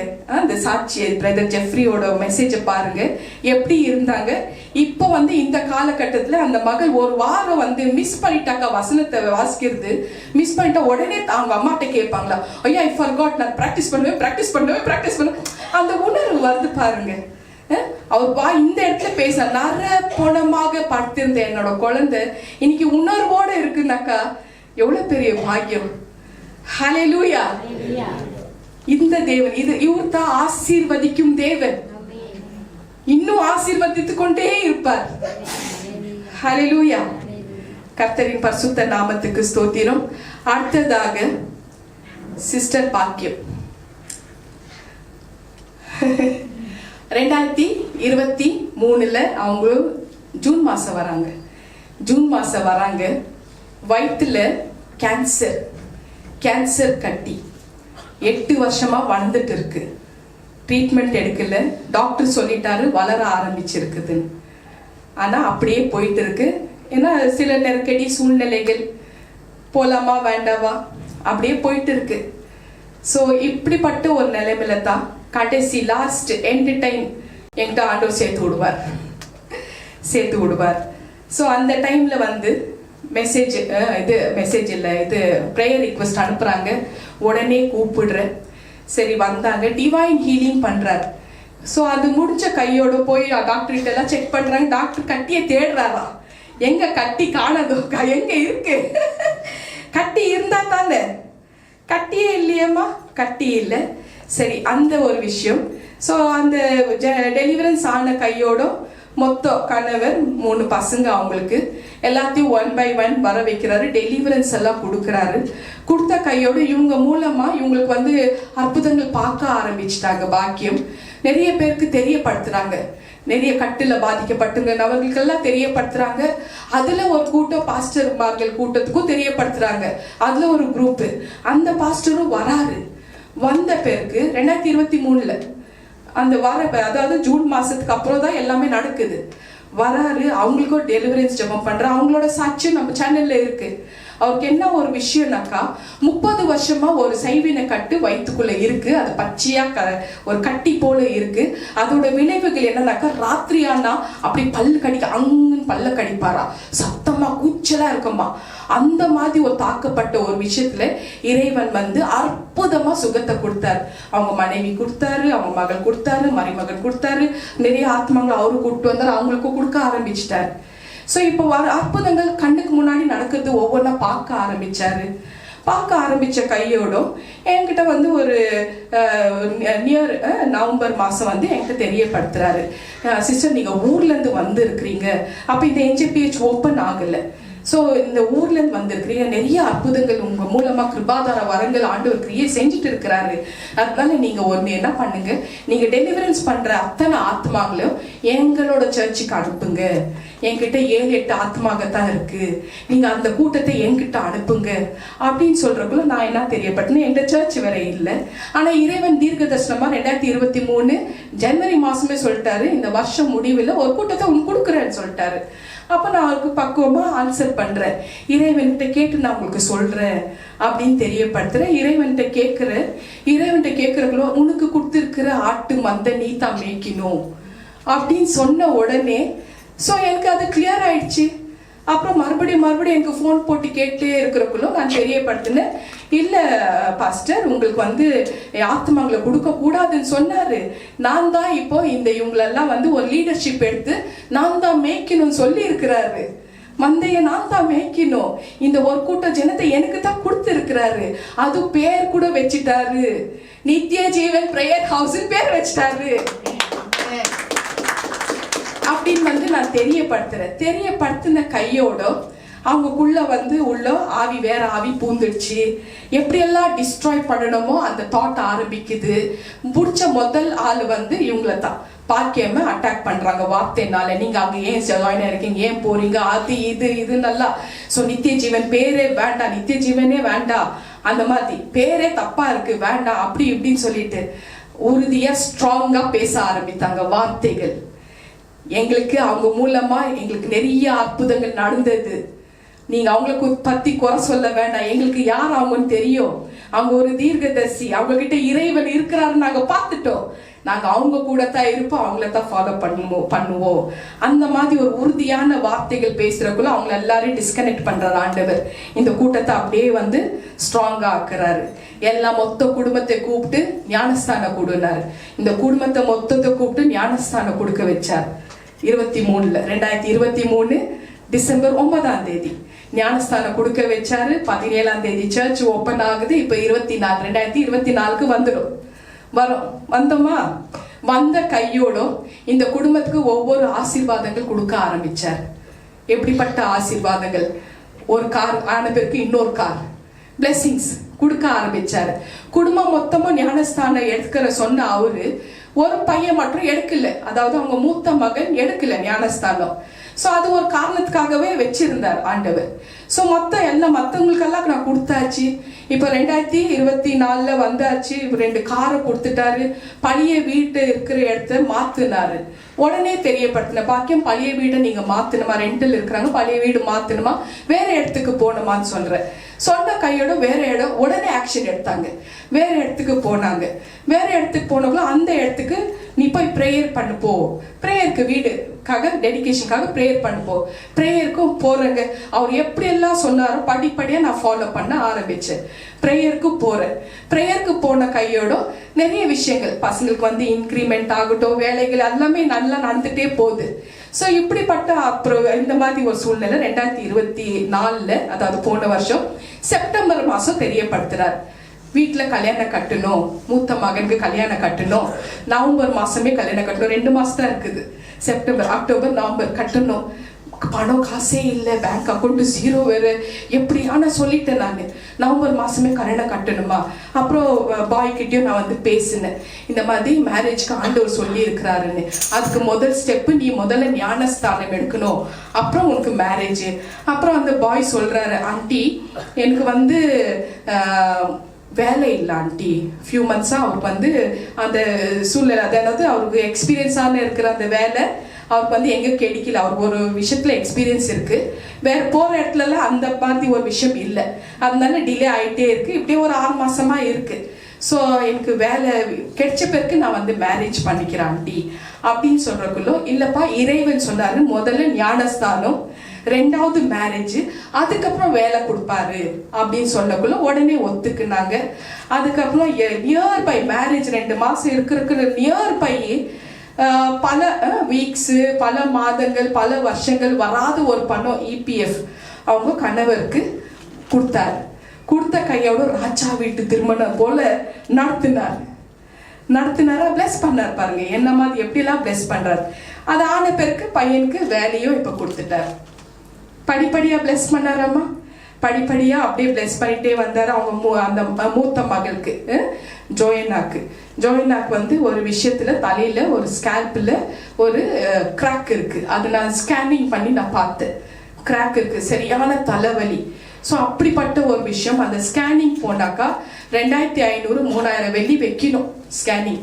அந்த கிராக் இருக்கிறது பார்த்துட்டு ஒவ்வொரு நாளும் அந்த தலையில கையை வச்சு ஜபம் பண்ண ஆரம்பிச்சு டிவைன் ஹீலிங் பண்ணார். பொண்ணு கேட்டது மேல மேல எனக்கு சம்பள பணம் உயர்வு வரணும், அதெல்லாம் கேட்டுக்கிட்டு ஒவ்வொன்றும் படிப்படியா இன்க்ரீஸ் பண்ணிட்டே வந்தார். மகனுக்கு முதல்ல ஆசீர்வாதம் கொடுத்தாரு, 2வது மகளுக்கு ஆரம்பிச்சாரு, 3வது ஜெசிகாவை இப்போ நல்லா வந்து படிச்சுட்டு இருக்கிறாங்க. ஆன்லைன்ல படிச்சுட்டு இருக்கிறாங்க. கிராஜுவேஷன் ஆன்லைன்ல A+ங்க. அந்த மகள் கரங்களை தட்டுங்க. இதுதாங்க பிளஸ்ஸிங். ஸோ ஒவ்வொரு விஷயமும் பார்த்து பண்ண ஆரம்பிச்சாரு 2025. ஸோ அவங்களுக்கு வந்து அந்த குடும்பத்தையே சூஸ் பண்ணியிருக்கிறாரு. ஸோ அப்போ வந்து பாக்கியமா வந்து இந்த இடத்துல ஆல்டர்ல இறைவனோட வார்த்தை கொண்டு பேசுறதுக்கு உண்டான வாய்ப்போ தேவன் கொடுத்திருக்கிறார். இப்போ உங்ககிட்ட இறைவன் என்ன எதிர்பார்க்கிறார் அதுவும் சொல்லணும் இல்லையா? எல்லாருமே குடும்பமே பய பக்தியோட ஒவ்வொரு ஞாயிற்றுக்கிழமை 10 மணிக்கு ஆராதனாக்கா 9:50 இங்க இருக்கணும். You have to be here. இது ஆர்டர் பை காட். அப்படி இல்லைன்னா வர அது விளைவுகளை சொல்லிட்டேன் இல்லையம்மா. ஏன்னா இந்த இடத்துல சத்திய ஆவியானவர் தான் பேசுறாரு. இதுல ஃபேவரபிள் யாருமே எனக்கு கிடையாது. அவர் சொன்னது சொல்லிட்டு போயிட்டே இருக்கணும். அது எப்படி நம்ம எடுத்துக்கிறோம், எப்படி மாற்ற முடியும்ன்ற ஒரு வழிகள் கண்டிப்பா இறைவன் உங்களுக்கு தெரியப்படுத்திடுவார். ஒருவேளை அந்த மாதிரி டிலே ஆச்சுனாக்கா பண்ணலனாக்கா அவர் கொடுக்குற ஆசீர்வாதங்கள் இப்போ ஃப்ளோல எப்படி கொடுத்தார் ஆசீர்வாதங்கள் எல்லா மொத்த குடும்பங்க இந்த குடும்பத்தை வந்து தன்னோட சொந்த ரத்த சம்பந்தங்களை ஒரு ஃபியூ கூட்டம் இவங்கள ஒதுக்கி வச்சுட்டாங்க. அங்கீகாரமே கொடுக்கல. ஜஸ்ட் பிகாஸ் இந்த குடும்பம் கிரைஸ்டை ஏத்துக்குனாங்க. கிரைஸ்டை ஏத்துக்குனால இந்த குடும்பத்தை வந்து மறுதளிச்சாங்க. எந்த ஒரு இடத்துலயும் இவங்களை வந்து சேர்த்துக்க மாட்டாங்க. ஏன்னா இவங்க கிரைஸ்டை ஏத்துக்குன்னு இருக்கிறதுனால அந்த வறட்சி இருக்கு, ட்ரைனஸ் இருக்கு, ஒரு ஆசீர்வாதமும் இவங்ககிட்ட இல்லை, கார் இல்லை, வீடு இல்லை, ஏதோ ஒரு விஷயத்துல தாக்கப்பட்டு பாதிக்கப்பட்டிருக்கிறாங்க. அந்த மாதிரி ஒரு எண்ணத்துல இவங்களை ஒதுக்க வைக்க ஆரம்பிச்சாங்க. கடைசியா இந்த குடும்பத்தை என் கையில கொடுத்தாரு. கொடுத்தக்குள்ள அந்த அந்தகார இருள் என்ன இருக்குது, அந்த சாபத்தை ஒடுக்கி வச்சாரு. அவங்களுக்கு என்னென்ன ஆசீர்வாதம் உங்களுக்கு வேணும், என்னென்ன லிஸ்ட் இருக்குதுன்னு அவங்களோட புலம்பல லிஸ்ட்டை காமிச்சாரு. ஒவ்வொன்றா டிக் பண்ண ஆரம்பிச்சாங்க. இது நடந்துச்சா, இது நடந்துச்சா, இது நடந்துச்சா, டிக் பண்ணிட்டே வாமான்னு சொன்னேன். பாரம் எடுத்தது லகுவாக்குனார். எல்லாமே என்கிட்ட இறக்கி வைக்கிறாங்க, அவங்க ரிலீஸ் ஆயிடுறாங்க. பாரத்தை இறக்கி வச்சுட்டேன், எனக்கு நான் ஃப்ரீ ஆயிட்டேன். ஏன்னா கண்ணுக்கு முன்னாடி ஆசீர்வாதத்தை பார்த்துட்டு இருக்கிறாங்களே. ஆண்டவர் அத்தனை ஜனங்கள் எந்தெந்த ஜனங்க இவங்களை வந்து தூஷணமா பேசினாங்களோ, அவமானப்படுத்தி பேசினாங்களோ, அவங்க எதிர்க்க கண்ணு தலை நிமிர்ந்து நிற்கும்படியாக நித்திய கன மகிமைப்படுத்தி வச்சிருக்கிறார். இப்படிப்பட்ட தேவன், அந்த தேவன் சொல்றாரு, அந்த தேவனுக்கு நீங்க உண்மையா இருக்கணுமா? வரப்போற ஆசீர்வாதங்கள் வந்துட்டே இருக்கும். அந்த உண்மைத்துவம் இல்லைனாக்கா அந்த ஆசீர்வாதங்கள் நீங்க 10 மணிக்கு வரலனாக்கா அதுக்கு முன்னாடி இருக்கணும். 9:50 இங்க இருக்கணும். டிலே ஆயிடுமா ஆசீர்வாதம்? அப்படி இல்லைன்னாக்கா டிலேனா 10 hour டிலே ஆகுமா ஆசீர்வாதம்? 10 hour டிலே ஆகுமா? அப்புறம் 10 நாள் டிலே ஆகுமா? அப்புறம் 10 வாரம் டிலே ஆகுமா? அப்போ 10 மாசம் டிலே ஆகுமா? அப்போ 10 வருஷம் டிலே ஆகுமா? ஏன் வேண்டாமே? இந்த வருஷம் ஆசீர்வாதமாக இருக்கட்டுமே, தொடர்ந்து அதை நாங்கள் பார்க்கட்டுமே, பார்க்கலாமே. இந்த குடும்பம் ஒரு சாட்சியாக இருக்கட்டுமே. இப்படி ஒவ்வொரு குடும்பத்தையும் அட்ரஸ் பண்ணி ஆண்டவரோட ரெக்கார்ட்ல இருக்கு. நீங்க எல்லாம் NJPH ரெக்கார்ட்ல இருக்கிறீங்க. NJPH ரெக்கார்ட்ல இருந்து எப்பவும் அழிய மாட்டீங்க. ஷாரன் பாட்டுக்கு சொல்லிச்சு, நான் NJPH ரெக்கார்ட்ல இருக்கிறனோ இல்லையோன்னு. நீ இல்லாமையா உனக்கு இந்த இடத்துல ஆண்டவர் வாய்ப்பு கொடுத்திருக்கிறாரு. எல்லாரும் இருக்கிறீங்க. ஆனா அதை காப்பாத்தி கொள்ற வேலை உங்க கையில தான் இருக்கு. ஹல்லேலூயா. சோ இறைவன் வந்து இந்த குடும்பத்தை NJPHக்கு ஒரு மெம்பராக கொடுத்துட்டார். ஹல்லேலூயா. சோ ஆரோக்கியத்தை கொடுத்தாரு, ஐஸ்வர்யத்தை கொடுத்தாரு, கன மகிமை கொடுத்தாரு. ஆவிக்குரிய விஷயத்துல பிளஸ் பண்ணிட்டு வந்துட்டு இருக்கிறார். தொடர்ந்து இவங்களை ஆசீர்வதித்து கொண்டே இருக்கிறேன்னு சொல்லி இருக்கிறார். ஹல்லேலூயா. கர்த்தரின் பரிசுத்த நாமத்துக்கு ஸ்தோத்திரம். சோ இறைவனுக்கு நம்ம எல்லாருமே உண்மையாக இருப்போம். இதுதான் தேவனுடைய விருப்பமாக இருக்கு. அந்த தேவன் தான் ஆபிரகாமின் தேவன்னு ஆண்டவர் தெரியப்படுத்துறார். இந்த ஆபிரகாமின் தேவனுக்கு மட்டும்தான் ஆசீர்வதிக்கிற கூடிய ஒரு வல்லமை, சக்தி, பவர் இருக்குதுன்னு தெரியப்படுத்தி இருக்கிறார். கலாத்தியன் 3:7 படி ஆபிரகாமின் தேவனை நீங்கள் விசுவாசித்தால் நீங்கள் அவருடைய கண்மணி பிள்ளைகளாகவே மாறி விடலாம். அந்த தேவனை, ஆபிரகாமின் தேவனை நம்ம விசுவாசித்தால் ஆபிரகாமின் பிள்ளைகளாக நம்ம மாறி விடுகிறோம். ஏன்னா ஆபிரகாமை கூப்பிட்டு அவர்த்தன சொன்னாரு, உன் சந்ததி நான் ஆசீர்வதிக்கிறேன்னு. அப்ப ஆபிரகாமின் தேவனை நம்ம விசுவாசிக்கக்குள்ள இந்த ஆபிரகாமிற்கு நம்ம பிள்ளைகள் ஆயிடுறோம். சோ அவர் ஃபாதர் வந்து ஆபிரகாம். அவர் கொடுத்த அதே ஆசீர்வாதம் நம்மளுக்கு வரப்போகுதுன்னு தேவன் தெரியப்படுத்துறாரு. இதுதான் தி பிளெஸிங் காட் சொல்றாரு. அந்த தேவன், ஆபிரகாமின் தேவனை நம்ம விசுவாசிக்கிறோம். ஆபிரகாமின் கண்மணி பிள்ளைகளாகவே நம்ம மாறி விடுகிறோம் அப்படின்னு தேவன் தெரியப்படுத்துறார். ஹல்லேலூயா. அடுத்தடுத்து நம்மளுக்கு blessing வந்துட்டே இருக்கணும் தெரியப்படுத்துறார். இன்னைக்கு இந்த நேரத்துல ஆபிரகாமின் தேவன் அவர் முகம் சுளிப்புக்கிற தேவன் கிடையாதா? அதாவது முகம் சுளிக்கிறது அந்த மாதிரி எப்படிமா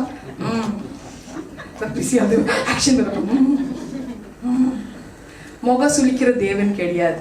மலர்ந்த முகம். ஆமா, இப்படி பண்ணோட இந்த குடும்பத்துல எப்படி ஒரு ஆசீர்வாதம். இன்னும் ஒரு பாயிண்ட மிஸ் பண்ணிட்டேன். அவங்களுக்கு காசு மட்டும் பிளெஸிங் கிடையாதுங்க, ஜுவல்லரிஸையும் பிளெஸிங் பண்ணி கொடுத்துட்டாரு. ஒவ்வொரு பொருளா பிளெஸிங் மேல பிளெஸிங் வந்துட்டே இருக்கு. இதுதான் அந்த தேவன். ஒவ்வொருத்தரும் அந்த மாதிரி இருக்கு, ஒவ்வொருத்தரோட ரெக்கார்டு இருக்கு. நேரம் போனாக்கா போயிட்டே இருக்கும். சோ இந்த தேவனை இந்த தேவன் முக சுளிக்கிற தேவன் கிடையாது. தாராளமா கொடுத்துட்டே இருப்பார். அவரு இடத்துல அவர் இருதயத்துல இடம் பிடிச்சிட்டா போதும், கொடுத்துட்டே இருப்பார். அந்த முக சுளிக்கிற மாதிரி நம்ம நடந்துக்க கூடாது. அவர் முகம் சுளிச்சுட்டா அவ்வளவுதான். நம்ம முகம் சுளிக்கவே கூடாது. ஹல்லேலூயா. நான் முதல்ல அவர் முகத்தை தான் நான் முதல்ல பார்ப்பேன். அந்த முகம் அப்படியே மலர்ந்து இருக்கும். என்னை பார்த்துட்டு அந்த கண் அப்படியே மலர்ந்து பேர் வச்சு கூப்பிடுவார். ஸோ அந்த முகம் சிரிப்பா இருந்தா ரொம்ப பிடிக்கும் எனக்கு. அதே நேரத்தில் நான் ரொம்ப சந்தோஷமா இருக்கணும்னு அவருக்கு பிடிக்கும். நான் சேடா இருந்தா கவலையா இருந்தா அவருக்கு பிடிக்கவே பிடிக்காது. எந்த விதத்துல எனக்கு சேட்னஸ் வருது, எந்த விதத்துல எனக்கு கவலை வருது பார்த்துட்டு அந்த கவலைய நிவர்த்தி பண்ணி விடுவார். ஆக்ஷன்ல வந்துடும். உடனே அதை கிளியர் பண்ணி விட்டுடுவார். என்ன ஃப்ரீ ஆக்கி விடுவார். ஹல்லேலூயா. இந்த தேவன் முகசுளிப்பு பண்ற தேவன் கிடையாது. அவர் மட்டும்தான் நம்மளை ஆசீர்வதிக்க முடியும். அதை நம்ம விசுவாசிப்போம். ஆபிரகாமின் தேவன் ஆபிரகாமுக்கு கொடுத்த அத்தனை ஆசீர்வாதங்கள், அனைத்து ஆசீர்வாதங்கள் இந்த நாளில உங்க ஒவ்வொருத்தருக்கும் கொடுக்க போறேன்னு தெரியப்படுத்துறார். நாட் ஓன்லி ஜெஃப்ரி பிரதர், பாக்கியம், எல்லா ஒவ்வொரு குடும்பத்துக்கும், லட்சுமி அம்மா உங்க குடும்பத்துக்கும், குகன் உனக்கும் கொடுக்கிறாரு, கிறிஸ்டினா உங்களுக்கும் கொடுப்பாரு, ஒவ்வொருத்தருக்கும். சிஸ்டர் சாலி பேர் சொல்லிட்டே போலாம், எல்லாரோட பேரு. NJPH பிள்ளைகள்னாக்கா எல்லாரும் அட்ரஸ் பண்ணிக்கங்க. எல்லாம் ஒவ்வொருத்தருக்கும் கொடுக்கிறேன்னு தெரியப்படுத்திருக்காரு. அது ஆபிரகாம் கொடுத்த அத்தனையும் அனைத்து ஆசீர்வாதங்களும் உங்களுக்கு கொடுக்க போறேன்னு தேவன் தெரியப்படுத்தியிருக்கிறார். அதை நம்ம நம்புவோம், விசுவாசிப்போம். அன்னைக்கு மோசஸ் போய் இப்போ 20 லட்சம் ஜனங்களை போய் நீ பார்த்து கூட்டுட்டு வாழ்றக்குள்ளோ அந்த ஜனங்களை பார்க்கவே இல்லை. அதே மாதிரி தான் எனக்கு 2023 ஒரு கூட்டம் தெரியப்படுத்துறாங்க. இவங்களெல்லாம் எங்களுக்கு 15 வருஷமா தெரியும், பல வருஷமா தெரியும். நீங்க இப்பதான் வந்தீங்க 2023 ஜூன் மாசம் தான் வந்தீங்க.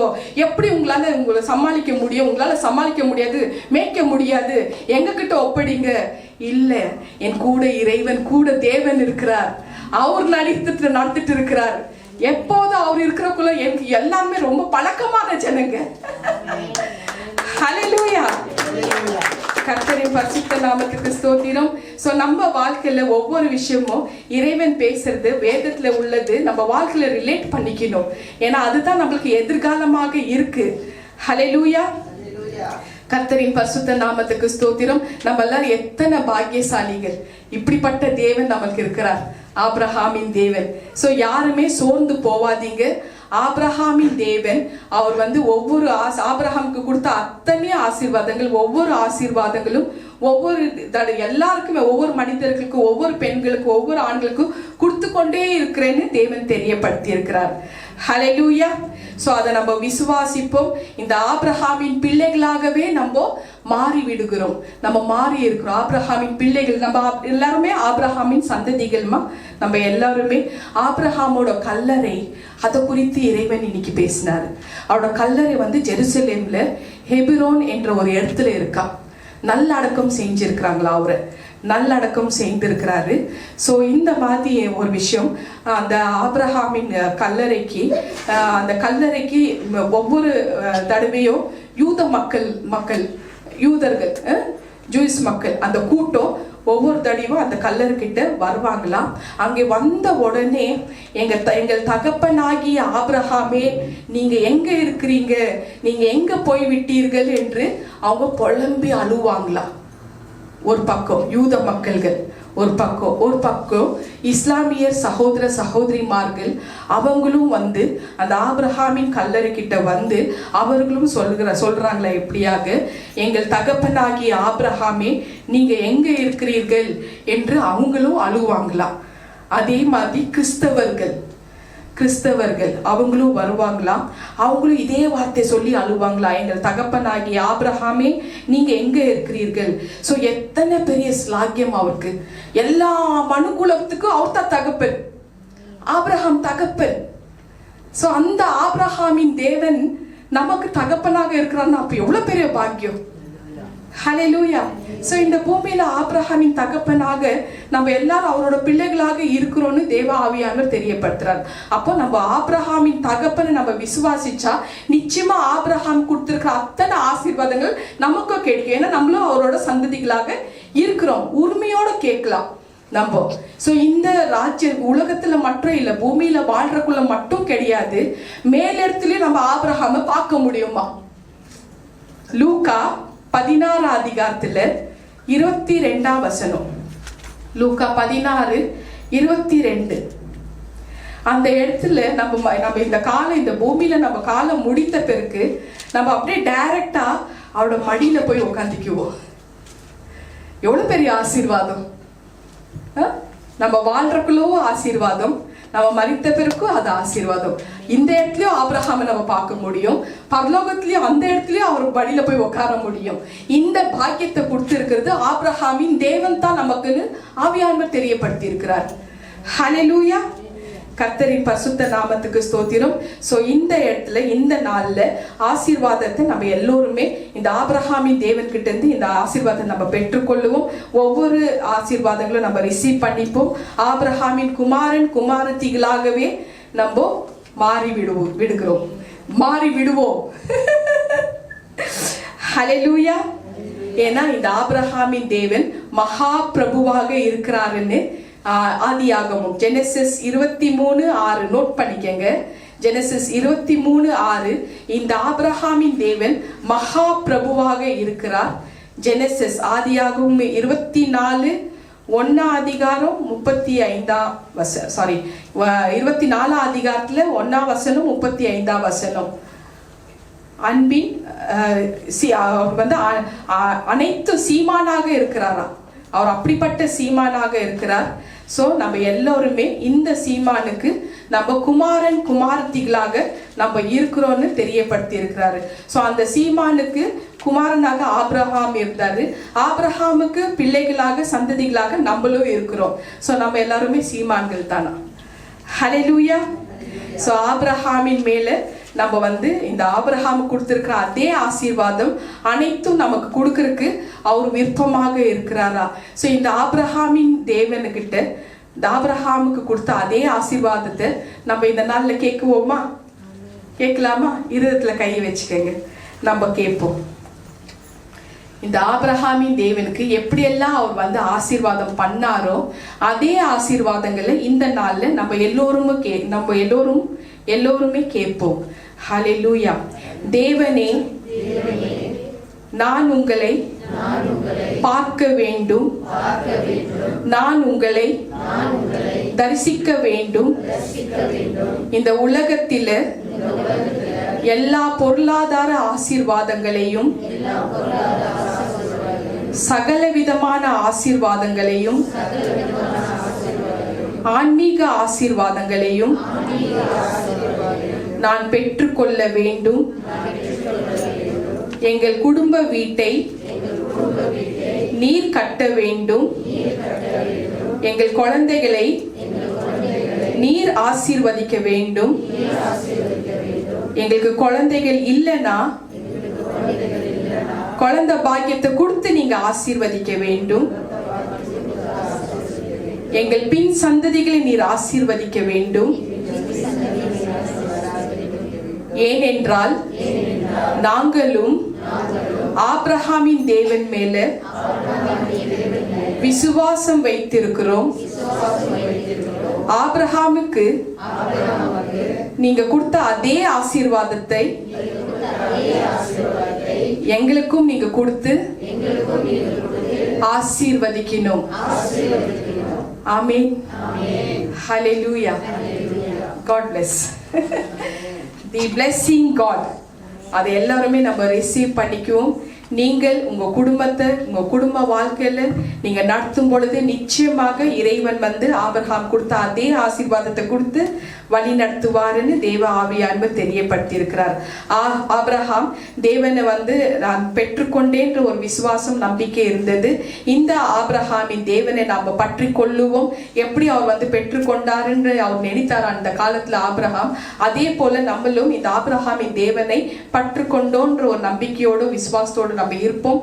உங்களுக்கு ஆசீர்வதிக்கிற தேவன் ஒரு நாளும் அதை தடுக்கிற எந்த ஒரு விஷயமும் வைக்கவே மாட்டார். அந்த தடைகள் இருந்தா அவரே நீக்கி விட்டுடுவார்.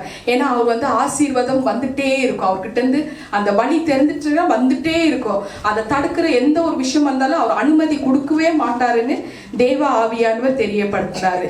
சோ 1 ராஜாக்கள் 3:5 1 ராஜாக்கள் 3:5. ஸோ இதுல வந்து சாலமோனுக்கும் அவர் வந்து ஆசீர்வாதம் பண்ணார், யாக்கோபுக்கும் ஆசீர்வாதம் பண்ணியிருக்கிறார். அது நம்மளுக்கு எல்லாருக்குமே தெரியும். கர்த்தருக்கு சித்தமானா வேற ஒரு மெசேஜ்ல நான் வந்து பேசுறேன் யாக்கோபு குறித்து. ஸோ இந்த நாள்ல சாலமோன் பத்தியும் அவர் வந்து சில விஷயங்கள் என்கிட்ட பேசினாரு.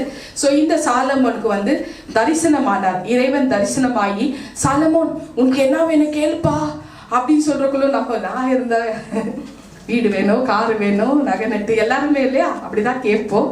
ஆனா அவர் வந்து என்ன தெரியப்படுத்துறாருனாக்கா, ஆண்டவரே நீர் எனக்கு இந்த தேசத்துல என்னை வந்து இந்த தேசத்துக்கு என்ன ராஜாவாக வச்சிட்டீங்க. ஸோ நீங்க இந்த ராஜாவாக வச்சதுனால 1 ராஜாக்கள் 3 8-9 அப்படியே வந்து நோட் பண்ணிக்கங்க. உம்முடைய ஜனத்தை நான் வந்து வழி நடத்தணும்னாக்கா எனக்கு நீங்க ஞானத்தை தாங்க ஆண்டவரே அப்படின்னு கேட்டக்குள்ளோ இறைவன் ரொம்ப சந்தோஷமாயிடுச்சா. இறைவனுக்கு அவ்வளோ ஹாப்பி ஆயிட்டாரா, அவ்வளோ ஹாப்பி ஆகி, ஏன்னா அந்த ஜபத்துல வந்து சுயநலம் இருக்கு இல்லையா, ஆவியானவர் தெரியப்படுத்தினார். அவர் கேட்ட அந்த ரிக்வெஸ்ட்ல சுயநலவே இருக்குல்ல. ஸோ உம்முடைய ஜனங்கள், உம்முடைய வேலை, உம்முடைய பொறுப்புகளை நான் சரியாக செய்ய எனக்கு ஞானம் வேண்டும் அப்படின்னு வந்து சாலமோன் அந்த நாள்ல இறைவனை கேட்டாரா. இறைவன் ரொம்ப சந்தோஷப்பட்டு ரொம்ப ஹாப்பி ஆயிட்டு ஞானத்தோட சேர்ந்து ஐஸ்வர்யத்தையும் கொடுக்க ஆரம்பிச்சாரா, ஐஸ்வர்யம். சோ என்ன வந்து கிட்ட 1 வருஷமா பார்த்துட்டு இருக்கிறார். அதாவது இந்த என்ஜேபேஜ் இந்த இடத்துல இந்த கூட்டத்துக்கு எனக்கு ஒரு கூட்டம் ஜனம் கொடுக்குறேன்னு சொன்னார்ல, அந்த கூட்டத்தை நீங்க தான் அந்த கூட்டம். ஸோ எனக்கு வந்து இந்த 1 வருஷத்துல, அதாவது 2024 இருந்து 2025 தொடங்கிடுச்சு இல்லையாமா. ஸோ இந்த 1 வருஷம் நான் என்னோட வேலைகள் அவர் வந்து துல்லியமா பார்த்துட்டு இருக்கிறார். ஸோ ஒவ்வொரு வேலையும் நான் வந்து எவ்வளோ ஹானஸ்டா எப்படி பண்ணியிருக்கிறேன்னு இறைவனுக்கு தெரியும். அதுல நீங்க வந்து கலந்து இருக்கிறீங்க, உங்களோட மனசாட்சிகளுக்கு உங்களுக்கு தெரியும். இந்த 1 வருஷம் என்னோட வேலையில ஏதாவது பிழை இருக்கா, மிஸ்டேக் இருக்கா, அப்படி இருந்தா இப்போ சொல்லுங்க. ஸோ கரெக்டாக என்னை வந்து அப்சர்வ் பண்ணியிருக்கிறார். எந்த ஒரு எதிர்பார்ப்பும் இல்லாமல் இந்த விஷயங்கள் வந்து என்ன நோட்டீஸ் பண்ணிட்டு இருக்கிறார். என்ன ஸ்ரீலங்காக்கு நம்ம போனாக்குள்ள அங்கேயும் ஒரு எதிர்பார்ப்பு இல்லாம இறைவனோட ஊழியத்தை தான் பண்ணிட்டு வந்திருக்கிறேன். ஒவ்வொரு காரியத்துக்கும் அது HIV ஆகட்டும், கேன்சர் ஆகட்டும், எப்படிப்பட்ட ஒரு தடங்கள், எப்படிப்பட்ட ஒரு விஷயம், வீடு விஷயம் ஆகட்டும், வேலை ஆகட்டும், ஆரோக்கியத்துக்காகட்டும், பல மணி நேரம் வந்து ஜெபத்துல இருந்து உபவாசத்தோட ஜெபம் பண்ணி அது ரிலீஸ் ஆகுது. லங் கேன்சர் ஆகட்டும், கட்டிகள் ஆகட்டும், அது எந்த ஒரு காரியம் ஆகட்டும், வயிற்றுல கட்டி ஆகட்டும், அது எந்த ஒரு விஷயத்துக்கும் ஜெபம் பண்றது மூலமா இறைவன் ஆசீர்வாதம் பண்ணிட்டு இருக்கிறார். ஒரு எதிர்பார்ப்பு இல்லாம 1 வருஷம் பார்த்தார். சோ இந்த சாலமோன் கேட்ட மாதிரியே, ஆண்டவரே எனக்கு நீங்க மந்தையை கொடுத்திருக்கிறீங்க, ஆட்டு மந்தையை கொடுத்திருக்கிறீங்க, நான் இதை வந்து கரெக்டாக வழி நடத்த வேண்டும். சோ அதுக்கு எனக்கு வந்து ஞானம் மட்டும் நீங்க கொடுங்கன்னு தான் கேட்டேன். ஞானத்தை கொடுத்தார். எப்படி வந்து கரெக்டா அக்யூரேட்டா இந்த மந்தை அப்படியே செதறி விடாதபடி, வழி லைன் கிராஸ் ஆகாதபடி, கீழே விழாதபடி கரெக்டா ஒரு லீடர்ஷிப் போல கொண்டு வந்தனா இல்லையா, கரெக்டா கொண்டு வந்திருக்கிறேன்னு இன்னைக்கு இறைவன் தெரியப்படுத்தி இருக்கிறதுனால சாலமோன் கேட்ட அதே ஞானத்தையும் கொடுத்து ஐஸ்வர்யத்தை கொடுக்க போறாரா இந்த வருஷம் 2025. போன வருஷம் 2024 ஃபர்ஸ்ட் டே வந்து HPH மீட்டிங்ல உங்களுக்கு நான் தெரியப்படுத்தியிருந்தேன். நம்மளோட NJPH கூட இது ஊழியம் தாங்கிறதுக்கு 5 சப்போர்ட்டிவ் கரங்கள் கொடுப்பாங்கன்னு சொல்லிட்டு அதுல போன வருஷம் ஒரு அதிகாரியை கொடுத்தார். அவர் எப்படிப்பட்ட ஒரு விஷயங்கள் நம்மளை நடத்தினாருன்றது எல்லாருக்குமே தெரியும். எல்லை விட்டு எல்லை தாண்டி நம்ம போய் ஊழியத்துக்கு போறோம். A to Z இந்த செலவுகள் ஆகட்டும், இங்க இருக்கிற விஷயங்கள் ஆகட்டும், பொருட்கள் ஆகட்டும், அவரோட கான்ட்ரிபியூஷன் எப்படி இருக்குதுன்னு தெரியும் நமக்கு. இப்ப இந்த வருஷமும் ஒரு அதிகாரி கொடுக்க போறாரா? இதுதான் ஆசீர்வாதம், இதுதான் பிளெஸிங் நமக்கு. ஆனா நான் என்ன பண்ணுனாக்கா, அவங்க யாருமே எல்லாம் எந்த ஒரு விஷயத்துக்கும் யாருமே ஃப்ரீயாலாம் வர மாட்டாங்க. அவர் சில அதிகாரிகளை தேர்ந்து வச்சிருக்கிறார். அவங்கள அனுப்புறக்குள்ள எப்படி அனுப்புவாரு? அவங்களுக்கு ப்ரேயருக்கு வேணும், இறைவனை அவங்க தேடி வருவாங்க. அது மூலமா நான் பல மணி நேரம் ஜபம் பண்ணணும். அது ஜபம் பண்றது மூலமா தான் NJPHக்கு ஒரு சப்போர்ட்டிவான ஒரு அதிகாரியை கொடுக்கிறேன்னு தெரியப்படுத்தி இருக்கிறார். சோ இதெல்லாம் எனக்கு கேட்கறதுக்கு ரொம்பவே சந்தோஷமாக இருந்தது. ஹல்லேலூயா. இதோட சேர்ந்து ஒரு சமாதானம், நிம்மதியும் கொடுத்துட்டாரு எனக்கு. உலக தரக்கூடாத ஒரு சமாதானம். அன்னைக்கு சாலமோனுக்கு எப்படிப்பட்ட ஒரு ராஜ்ய பாரத்தை கொடுத்திருந்தாருன்னா, அவ்வளோ ஐஸ்வர்யம் எப்படி கொடுத்திருந்தாரு. எந்த உலகத்துல எந்த ஒரு ராஜாக்கும் அந்த மாதிரி ஐஸ்வர்யத்தை கொடுக்கலையா, சாலமோனுக்கு கொடுத்தாரா. வசனம் இருக்கு 1 ராஜாக்கள் 3:13. 1 ராஜாக்கள் 3:13. எந்த ஒரு ராஜாக்கோ இப்படிப்பட்ட ஒரு ஐஸ்வர்யத்தை கொடுக்கல. அவருக்கு அவ்வளோ ஒரு பெரிய ஐஸ்வர்யத்தை கொடுத்தாரு. ஏன்னா ஐஸ்வர்யத்தை கொடுத்திருந்தாலும் அவர்கிட்ட யார் சண்டைக்கே இப்போ வரமாட்டாங்க. எல்லாரும் உங்களுக்கெல்லாம் பொண்ணு, வெள்ளி, கோல்டு, சில்வர் எல்லாத்தையும் கொடுத்துட்டே இருப்பார். யார் சண்டைக்கு வருவாங்க? அவ்வளோ சமாதானமா இருந்து சமாதானத்தையும் கொடுத்தாரு. ஸோ அந்த மாதிரி ஒவ்வொரு விஷயமும் இறைவன் கொடுத்தாத்தாம அது ஆசீர்வாதம். இறைவன் கொடுக்கலன்னா அது ஆசீர்வாதம் கிடையாது. ஸோ இந்த ஐஸ்வர்யவான்கள் இறைவன் இல்லைன்னாக்கா அந்த மாதிரி ஐஸ்வர்யம் வச்சு இருக்கிறவங்க எப்படிப்பட்ட நபர்களாக இருக்கிறாங்கன்றது நம்ம வாசிப்போம். 1 தீமோத்தி 6ஆம் அதிகாரத்துல 9-10. 1 தீமோத்தி 6:9-10. ஐஸ்வர்யவான்கள் விரும்புவர்கள், ஐஸ்வர்யவானாக விரும்புகிறவர்கள் இந்த வசனத்தின் படியே தான் இருப்பாங்கன்னு தேவ ஆவியானவர் தெரியப்படுத்தினார். ஹல்லேலூயா. ஐஸ்வர்யவான்களாக விரும்புகிறவர்கள் சோதனையிலும் கண்ணியிலும் மனுஷர் கேட்டிலும் அழிவிலும் அமிழ்த்திருக்கிற மதிகையிலும் சேதமுமான பலவித இச்சைகளிலும் விழுகிறார்கள். பண ஆசை எல்லாம் தீமைக்கு வேறாய் இருக்கிறது. சிலர் அதை இச்சித்து விசுவாசத்தை விட்டு வலுவி தங்களை உருவ குத்தி கொண்டிருக்கிறார்கள். ஆமென், ஆமென். சோ இறைவன் இல்லைனாக்கா அந்த ஐஸ்வர்யவான்கள், பணக்காரர்கள் இப்படித்தான் இருப்பாங்க. அப்போ நம்ம எப்படி இருக்கணும்ன்றது அடுத்த வசனத்துல இருக்கு. 6:11. 1 தீமோத்தி 6:11. ஸோ இந்த மாதிரி நம்ம இருக்கணும்னு தேவன் விருப்பப்படுறாரு. ஸோ இந்த வசனத்தை நீங்க நோட் பண்ணிக்கங்க. ஸோ ஒவ்வொரு மக்களும் பணக்காரன் ஆகணும்னா இறைவன் இருந்தா மட்டும்தான் அது ஆசீர்வாதமாக இருக்கும்னு தேவன் தெரியப்படுத்துறார். ஸோ நோட் பண்ணிக்கங்க. 1 தீமோத்தி 6:11. ஸோ அநீதிமான்கள் யாருமே ஊழியம் கூட செய்ய முடியாதுன்னு இறைவன் தெரியப்படுத்துறாரு. அது வாசிக்கிறியாமா? 11ஆம் அதிகார வசனம் வாசிச்சுட்டு. ஹல்லேலூயா. நீயோ தேவனுடைய மனுஷனே, இவைகளை விட்டோடி நீதியையும் தேவ பக்தியையும் விசுவாசத்தையும் அன்பையும் பொறுமையும் சாந்த குணத்தையும் அடையும்படி நாடு. ஆமென். சோ இந்த மாதிரி குணங்கள் எல்லாருக்குமே வேணும். சோ அவரே பிளஸ் பண்ண ஆரம்பிப்பார். சோ நம்ம அநீதியாக இருக்கக்கூடாது, லஞ்சம் வாங்கக்கூடாது, சோ கொள்ளை அடிக்க கூடாது, சோ பிறரை ஏமாத்தி சம்பாதிக்க கூடாது. அப்புறம் தேசத்துல அதிகாரிகள் நிறைய பேர் இருக்கிறாங்க. மக்களோட பணத்தை கொள்ளை அடித்து அவங்க சீமானாக கோடீஸ்வரங்களாக ஆயிட்டு இருக்கிறாங்க. சில ஊழியக்காரங்க நாங்க கட்டுறோம், ஊழியத்துல சர்ச்சை கட்டுறோம் சொல்லி சில குடும்பத்துக்கிட்ட போய் டொனேஷன் வாங்குவாங்க. அந்த குடும்பத்துக்கு தெரியாது அவர் நிச்சயமா சர்ச் கட்டுறாரா இல்லையான்னு. அப்ப அந்த குடும்பத்துல கணவன் மனைவி 2 பேரும் சேர்ந்து ஜுவல்லரி அடமானம் வச்சு அவங்களுக்கு கொடுத்து அனுப்புவாங்க. அப்படிப்பட்ட பொல்லாத உலகம் இது. சோ நம்ம ஏமாறக்கூடாது. இதுக்கு மேல நம்ம தெளிவாக்கணும். சோ இறைவன் ஒவ்வொருக்கும் இறைவன் கொடுக்கிற ஆசீர்வாதங்களை நம்ம பொக்கிஷமா காத்து கொள்ளணும். சோ அது வச்சுக்கணும். சோ இந்த மாதிரி ஒரு விஷயம். இன்னொன்னு ஏசப்பாவே சொல்றாரு, பணக்காரர்கள் பரலோக ராஜ்யம் பிரவேசிக்க முடியாதுன்னு. சோ இந்த பணக்காரர்கள் பரலோக ராஜ்யம் பிரவேசிக்க முடியாது. அப்போ பணத்து மேல நம்ம ஆசைப்படக்கூடாதுன்னு மேத்யூ 19:23-24 சொல்லி இருக்கிறாரு. சோ இந்த மாதிரி என்ன பணக்காரர்கள் பரலோக ராஜ்யம் போறதே ரொம்ப கஷ்டமாக இருக்கும். அப்போ நம்மளுக்கு இறைவன் கொடுக்குற ஆசீர்வாதம் தான் நம்மளுக்கு வேணும். வேற பிசாசு கொடுக்குற ஆசீர்வாதங்கள் நம்மளுக்கு வேண்டான்னு தெளிவாக தேவன் தெரியப்படுத்துறார். கர்த்தரோட ஆசீர்வாதமே ஐஸ்வர்யத்தை தரும், அதோட கூட வேதனையை கூட்டார் அப்படி நீதிமொழிகள் 10:22 சொல்லப்பட்டிருக்கு. ஸோ இறைவனோட ராஜ்யத்துக்கு நம்ம சேரணும்னாக்கா, அவரோட ராஜ்யத்துல நம்ம பிரயோஜனமாக இருக்கணும்னாக்கா கர்த்தரோட ஆசீர்வாதம் தான் வேணும்னு நம்ம உறுதியாக இருந்துக்கணும். ஸோ இவ்வளவு நேரம் இந்த குடும்பத்துக்கு ஆசீர்வாதம் கொடுத்துட்டு வந்தாரு, அதெல்லாம் கர்த்தரோட ஆசீர்வாதம், அது நிரந்தரம், அது ஒரு நாளும் மாறாது. ஸோ அந்த உண்மத்துவம் எப்போதும் தொடர்ந்து இருக்கணும். ஏன்னா அவர் நித்திய ஆசீர்வாதம் கொடுக்கிறார். அந்த நித்திய ஆசீர்வாதம் கொடுக்கிற தேவனுக்கு எல்லாமே உண்மையாக இருக்கணும் தான் அவர் விருப்பப்படுறார். ஹல்லேலூயா. ஏசப்பாக்கு பிசாசு சோதனை பண்றார். லூக்கா 4 6-7 வசனம். அதுல பிசாசு சாத்தான் சொல்றான் ஏசப்பா கிட்ட, உலகமே எனக்கு சொந்தம், எனக்கு பிரியமானவருக்கு நான் அதை கொடுப்பேன், I will give it to you, எல்லா ஐஸ்வர்யம் பதவி பணம் எல்லாமே நான் உனக்கு கொடுக்குறேன் அப்படின்னு சொல்றக்குள்ள அந்த ஆசீர்வாதத்தை அவர் ஆசையப்படல, வேண்டான்னு சொல்லிட்டு இது பண்ணிட்டாரு. ஸோ நம்ம அந்த மாதிரி பிசாசு கொடுக்குற ஆசீர்வாதத்தை நம்ம வச்சுக்கினாக்கா, அந்த இடத்துல இறைவன் இல்லைனாக்கா நம்மளுக்கு ஆசீர்வாதம் இருக்கும், ஐஸ்வர்யம் இருக்கும், சமாதானம் இருக்காது, தூங்கினா நிம்மதி இருக்காது. நிம்மதி சமாதானம் காசு பொருளால வாங்கவே முடியாது. இறைவன் படிப்படியா கொடுக்கணும், ஞானத்தை கொடுக்கணும், ஐஸ்வர்யத்தை கொடுக்கணும், அவரே அந்த சமாதானத்தை கொடுக்கணும். ஹல்லேலூயா. பியூர், சுத்தம், பியூரா இருக்கணும். கை சுத்தம், கண்ணு சுத்தம், மனசு சுத்தம், டோட்டல் சுத்தமா இருக்கணும். ஹல்லேலூயா. பரிசுத்தம்.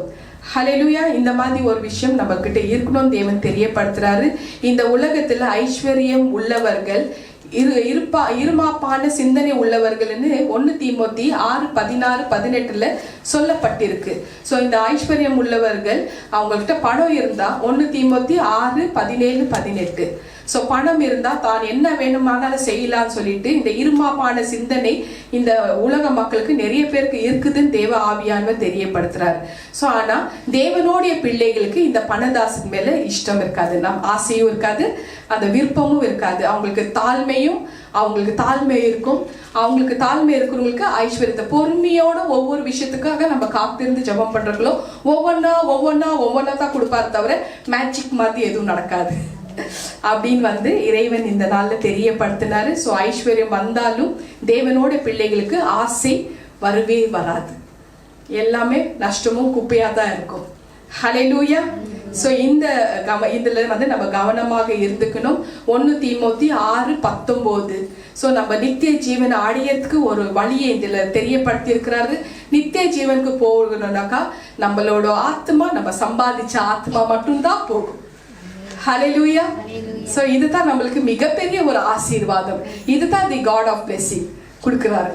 ஹல்லேலூயா. நித்திய ஜீவன் கொடுக்கிறாருங்க நம்மளுக்கு, அதுதான் பெரிய பிளெஸிங். ஹல்லேலூயா. நம்மள அப்படியே பிரிச்சிடுறாரு பாருங்க, பிரிச்சு எடுத்து நம்ம இந்த ஆசீர்வாதத்தை நமக்கு கொடுத்திருக்கிறாரு. இப்ப 3வது காரியம், நம்மளுக்கு வசனத்தை தியானம் பண்ணணும். முதலாவது விசுவாசம், 2வது ஏசப்பாக்கு முதல் இடம், 3வது வசனத்தை தியானிக்கணும்னு சொல்றாரு இரவும் பகலும்.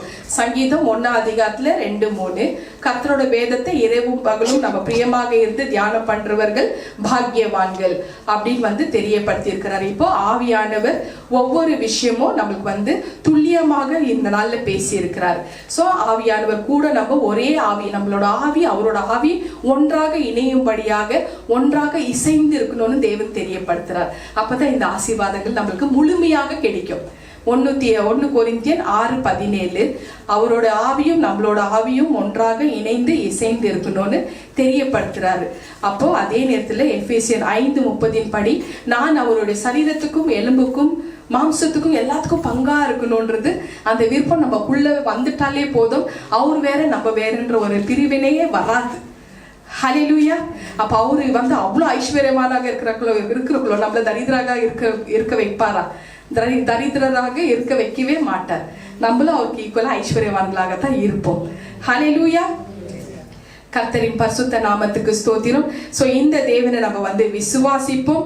சோ இப்படிப்பட்ட ஒரு தேவன் இந்த நாள்ல உங்களோட எல்லார்கிட்டையும் பேசி இருக்கிறாரு, நல்ல வார்த்தை கொண்டு பேசி இருக்கிறாரு. இந்த தேவன் தான் நம்மளோட சாபங்களெல்லாம் நீக்கி வச்சிருக்கிறார். சோ ஆபிரகாம் எப்படி அந்த ஆபிரகாமினோட பிள்ளைகளாக நம்ம மாறி விட்டோமோ அதே மாதிரி அந்த தேவன் மனு உருவம் கொண்டு இறங்கி நம்மளோட சாபங்களெல்லாம் அவர் நீக்கி இருக்கிறார். சோ இந்த சாபங்களெல்லாம் போக்கி இருக்கிறாரு. நமக்கு இந்த அத்தனையும், இந்த சாபங்கள் அத்தனையும் நீக்கி நம்மளை விடுதலை ஆக்கி ஆசீர்வாதங்களை வந்து அனுப்பிட்டு இருக்கிறேன்னு இந்த நாள்ல தெரியப்படுத்தி இருக்கிறார். இங்க வந்திருக்க அத்தனை பேருக்கும் நான் டெலிவரன்ஸ் ஜெபம் பண்ணி இருக்கிறேன். ஸோ உங்களோட சாபங்கள் எல்லாம் நீங்கி இருக்கு. ஸோ இனி வரப்போற ஆசீர்வாதங்களை ஒவ்வொன்றா ரிசீவ் பண்ண ஆரம்பிச்சிடுங்க. ஹல்லேலூயா. கர்த்தரின் பரிசுத்த நாமத்துக்கு ஸ்தோத்திரம்.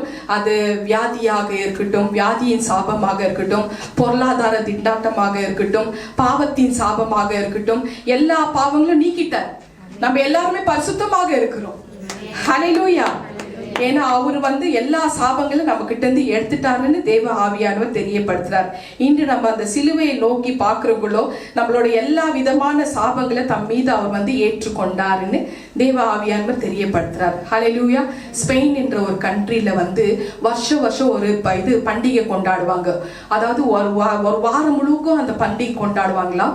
கடைசி நாள்ல மட்டும் அவங்க என்ன பண்ணுவாங்களோ, உயரமான இடத்துக்கு போயிட்டு அங்கிருந்து வந்து மேல கீழே வந்து ஒரு ஆட்டுக்குட்டியை தள்ளி விடுவாங்க கீழே. அந்த ஆட்டுக்குட்டி வந்து அப்படியே ரோல் ஆகி வந்து கீழே உழுவ ஒரு தரையில. அது உழுறக்குள்ள அவ்வளோ உயரத்துல போய் அது போடுறக்குள்ள அந்த ஆட்டுக்குட்டி அப்படியே ஒடிஞ்சு செதறி சின்ன பின்னமா ஆகுமா. கையை தட்டி ஹாப்பியா கொண்டாடுவாங்களா. ஏன்னா அந்த வருஷம் முழுவதும் அவங்க செஞ்ச பாவங்கள் எல்லாம் போயிடுச்சு, சாபம் நீங்கிடுச்சின்னு. ஸோ அந்த பழக்கத்தை வந்து மாத்தத்தான் இயேசு வந்தார். ஆனா இன்னி வரைக்கும் அந்த பழக்கம் பண்ணிட்டு இருக்கிறாங்க. ஆனா நம்மளுக்கு தெரிஞ்சிச்சு அவர் வந்துட்டாரு, அவர் ரத்தத்துல நமக்காக மரித்தார், நம்மளுக்கு தெரியலமா. அதனால தான் நம்ம எல்லாரும் உத்தம இஸ்ரவேலர்கள். ஹல்லேலூயா. அவர் ஆல்ரெடி, அது நம்ம பழைய காலத்துல பஸ்கா பண்டிகை ரத்தம், அதாவது லேவிட்டிகஸ், லேவி ராகமும் 24 அதிகாரத்துல 32 35 நோட் பண்ணிக்கோங்க. லேவிட்டிகஸ், லேவி ராகமும் 4 அதிகாரத்துல 32 35. ஸோ இந்த மாதிரி ஒரு பழக்கத்தை மாத்துறதுக்கு தான் ஏசப்பா எல்லா சாபங்களையும் நானே எடுத்துக்கொள்கிறேன், என் மேல நான் ஏற்றுக்கொள்கிறேன் சொல்லிட்டு சிலுவையில அவர் வந்து பலியானார். ஸோ எல்லா சாபங்கள் அவர் வந்து எடுத்துக்கிறதுனால ஈவிரக்கம் இல்லாத ஒரு படுகொலை அவர் வந்து கொல்லப்பட்டார். அப்படி ஒரு விஷயம் வந்து அவர் பண்ணி முடிச்சிட்டார். ஸோ அப்போ நம்மளுக்கு வந்து இனி நம்மளுக்கு அந்த அந்தகார இருள் இல்லைன்னு தேவன் தெரியப்படுத்துறார். போய் இருள்ல போய் மறுபடியும் நீங்க போய் மாட்டினா தான் உண்டு. மாட்டாதீங்க யாருமே. எல்லாம் வெளிச்சத்தை ஆட்டிங்க, பார்க்க ஆரம்பிச்சுக்கிறீங்க, வெளிச்சத்திலேயே இருங்க. ஹல்லேலூயா. ஏன்னா அவர் தான் லிவிங் காடாக இருக்கிறார். தேவன் உங்களை ஆசீர்வதித்து உங்களோட வாழ்க்கையே பெரும் கடல் போல, வெள்ளம் போல பெருக செய்வாரா. ஹல்லேலூயா. கர்த்தரின் பரிசுத்த நாமத்துக்கு ஸ்தோத்திரம். இந்த நாள்ல உங்களோட வாழ்க்கை எப்படி இருக்கோ அது உங்களுக்கு தான் தெரியும். நான் என்ன செய்வேனோ, என்ன உங்களோட உள்ளத்துல எப்படிப்பட்ட ஒரு புலம்பல் இருக்கும், அது அத்தனையும் ஆவியானவர் பார்த்துட்டு இருக்கிறார். தேவன் சொல்றாரு, நானே உனக்கு தாய், நானே உனக்கு தகப்பனாக இருக்கிறேன். நான் மரித்தாலும் நான் தகப்பனாகவே இருக்கிறேன், உங்களுக்கு கூடவே இருக்கிற, உயிரோடு இருக்கிறேன். நான் என்றென்றைக்கும் உயிரோடு இருக்கிறேன். ஹல்லேலூயா. அவர் ஜீவிக்கிற தேவன் என்றது தேவ ஆவியானவர் தெரியப்படுத்துறாரு. உலக தோற்றத்துக்கு முன்பதாகவே நம்ம எல்லோரும் ஒவ்வொருத்தரும் தெரிந்து கொண்டிருக்கிறார். உலக தோற்றத்துக்கு முன்பதாகவே he knows, இல்லையாமா? சோ அதே மாதிரி ஏசப்பாவும் சொல்றாரு. யோவான் 6 அதிகாரத்துல 45 வசனம் 45. ஹல்லேலூயா. எல்லாரும் தேவனாலே போதிக்கப்பட்டிருப்பார்கள் என்று தீர்க்கதரிசிகளின் ஆகமத்தில் எழுதியிருக்கிறதே. ஆகையால் பிதாவினிடத்தில் கேட்டு கற்றுக்கொள்கிறவன் எவனும் என்னிடத்தில் வருகிறான். ஆமென். சோ என் பிதா எவர்களை முன்குறிக்கிறாரோ அவர்களை தான் வந்து என் இடத்துல நானே கொண்டு வருகிறேன் அப்படின்னு வந்து தெரியப்படுறார். ஸோ நம்மள வந்து ஆபிரகாமின் தேவன் நம்மளை முன்குறித்து வைத்திருக்கிறார். இப்ப நம்மளை அழைக்க இயேசு வந்திருக்கிறார், இல்லையாமா? இதுதான் இந்த வார்த்தையில இருக்கு. என் பிதா எவர்களை முன் குறித்து வைத்திருக்கிறாரோ அவங்களை நான் வந்து அழைக்க வந்திருக்கிறேன்னு தெரியப்படுத்துறார். 65 வசனம், அதே அதிகாரத்துல 65 வசனம். என் கிரியையை அவங்க வந்து பெற்றுக்கொள்ள முடியும், அவர்கள் தான் என்னோட கிரியைகளை பெற்றுக்கொள்ள முடியும். தேவன் இவங்களை வந்து எல்லாருமே, இங்க வந்திருக்கிற ஒவ்வொருத்தரையும் உங்களை எல்லாருமே அழைத்திருக்கிறார், உங்களை வந்து கூட்டிட்டு வந்திருக்கிறாருன்னு தேவ ஆவியானவர் தெரியப்படுத்துறார். நீங்கள் யாருமே ஒரு சாதாரணமான மனிதர்கள் கிடையாதான். ஆர்டினரி உமன் அண்ட் மேன் கிடையாதா. Special chosen people. NJPH பிள்ளைகளே, நீங்க எல்லாரும் சூசன் பீப்புள் தான்.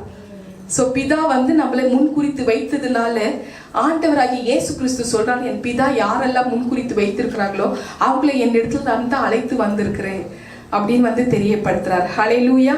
ஸோ இந்த மாதிரி ஒரு டிவைன் அப்பாயின்மெண்ட்டும் நம்மளுக்கு வந்து கொடுத்துருக்கிறார். சூஸிங் பீப்புள்னு சொல்லி அங்கீகாரம். ஒவ்வொரு பிள்ளைகளும் NJPH பிள்ளைகள். ஹalleluya. சரியா வந்து ஆடுகளை மேய்க்கணும், மந்தையை மேய்க்கணும். காலையில மந்தையை மேய்த்துட்டு ராத்திரி அதை காக்கலன்னா ஓனாய்களுக்கு பலியாயிடும். அதே மாதிரி ராத்திரி மந்தையை மேய்த்துட்டு காலையில மேய்க்கலனாக்கா பசியோட செத்துடும். ஸோ காலையிலயும் மேய்க்கணும், நைட்டும் மேய்க்கணும். ஒரு வருஷம் காலையிலயும் நைட்டும் மேய்ச்சி உக்காந்து இருக்கிறேன்னு இறைவன் எனக்கு தெரியப்படுத்தினார். ஹalleluya. லீடர்ஷிப் அந்த கரெக்டா பண்ணதுனால அவர் வந்து இதை எனக்கு அட்ரஸ் பண்ணி எனக்கு தெரியப்படுத்தினார். அப்பதான் நானே யோசிச்சேன். ஹalleluya. ஸோ இந்த தேவன் அன்புள்ள தேவன், யாருமே வெளியிலேயே இல்லை, உள்ள இருக்கணும்னு தேவன் தெரியப்படுறது. இப்போ ஒவ்வொரு தடவை ஏசப்பா கிட்ட நம்ம என்ன சொல்றோம்? ஏசப்பா என்ன சொல்வார் நம்ம கிட்ட?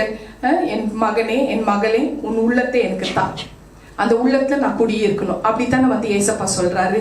ஸோ அவர் கேட்கறத விட நம்மளே அவரோட உள்ளத்துல இடம் பிடிச்சிட்டா எப்படி இருக்கும்? அவரோட உள்ளத்துல இடம் பிடிக்கிறதுக்கு நம்ம முயற்சி பண்ணணும். அவரோட இடத்துல அவர் கேட்டுனால வாங்கக்கூடாது, அவர் கேட்காமே நம்ம போயிடணும், உள்ள நுழைஞ்சிடணும். ஆதியாகமம் 24:31 வாசிமா. அல்லேலூயா. அப்பொழுது அவன் கர்த்தரால் ஆசீர்வதிக்கப்பட்டவரே, உள்ளே வாரும், நீர் வெளியே நிற்பானேன், உமக்கு வீடும் ஒட்டகங்களும் இடமும் ஆயத்த பண்ணி இருக்கின்றேன் என்றான். ஆமென். ஸோ எல்லாமே ஆசீர்வாதங்கள் ஆயத்தமாக வைத்திருக்கிறாரு. நம்ம வெளியிலே நிற்க கூடாதா, உள்ள வந்துடணுமா? ஹalleluya.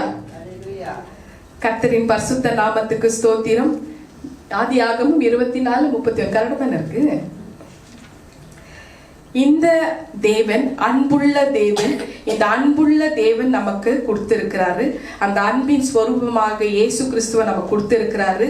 ஸோ இந்த அன்புள்ள தேவனை நம்ம வைத்துக் கொள்ளுவோம், நம்ம வீட்டுக்குள்ள வச்சுக்கலாம். ஹalleluya. குட்டீஸ் ரொம்ப எதிர்பார்ப்பாங்க. ஒரு 3 பர்சன் ஒரு அம்மா வீட்டு எதிர்க்க உட்கார்ந்துட்டு இருப்பாங்க. குட்டீஸ் கூட இல்லம்மா, அங்க சவரி முத்த பாருங்க, அவரு சிரிப்பு பார்க்க முகத்துல. 12:20 ஆயிடுச்சு, சிஸ்டர் பேசிட்டே இருக்கிறாங்களே, ஆனா அவருக்கு பிடிச்ச கதை தான் இது. 3 பேரு வயசான ஆளுங்க, 3 பேர் உட்கார்ந்துட்டு இருக்கிறாங்க. ஒரு அம்மா வீட்டு எதிர்க்கும். அவங்க வந்து மேரீட் ஆகி ஹஸ்பண்ட் ஒய்ஃப், இன்னும் குழந்தை இல்லை. ஸோ 3 பேர் உட்காந்துட்டு இருக்கிறாங்க. ஒரு பர்சன் பேரு அன்பு, இன்னொரு பர்சன் பேரு வெற்றி, இன்னொரு பர்சன் பேரு செல்வம். ரொம்ப நேரம் உட்காந்துட்டு இருக்கிறாங்க, பல நேரமா உட்காந்துட்டு இருக்கிறாங்க. அந்த அம்மா பார்த்துட்டு அவங்க வெளியில வந்து கேட்குறாங்க, வயசானவங்க நீங்க 3 பேரும், நீங்க எல்லாம் உட்காந்துட்டு இருக்கிறீங்க, உங்களுக்கு பசியா இருக்காதா? வீட்டுக்கு வாங்க, நான் உங்களுக்கு சாப்பாடு கொடுக்குறேன் அப்படின்னு தெரியப்படுத்தின உடனே அதுக்கு அதுல இருந்து ஒருத்தர் சொல்றாராம், நீங்க கூப்பிடுறீங்க நல்ல விஷயம்தான், ஆனா நாங்க 3 பேரும் உங்க வீட்டுக்கு வர முடியாது. இந்த 3 பேர்ல யாராவது ஒருத்தர் தான் நாங்க வர முடியும். அதனால நீங்க சூஸ் பண்ணுங்க யார் வரணும்னு, சாய்ஸ் உங்கள்கிட்ட கொடுக்குறேன் அப்படின்னு வந்து தெரியப்படுத்துறாரு ஒருத்தர். அப்ப அதுல வந்து ஒரு பர்சன் சொல்றாரு, என் பேர் வெற்றிமா, வெற்றி, நான் உங்க வீட்டுக்கு வந்தாக்கா நீங்க எதெல்லாம் தொடுறீங்களோ அதெல்லாம் வந்து வின் ஆவீங்க, வெற்றியா இருக்கும் அப்படின்னு சொல்றாரு. இன்னொரு பர்சன் சொல்றாரு, என் பேர் செல்வம், நான் உங்க வீட்டுக்கு வந்தாக்கா உங்களுக்கு பற்றாக்குறையே இருக்காது, பஞ்சமே இருக்காது, கடன் பிரச்சனையே இருக்காது அப்படின்னு சொல்றாரு.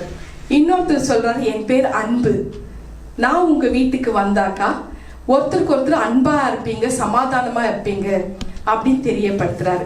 இப்ப இந்த 3 பேர்ல யாரை சூஸ் பண்ணணும்? உடனே உள்ள போய் அவங்க ஹஸ்பண்ட அந்த அம்மா சொல்றாங்க.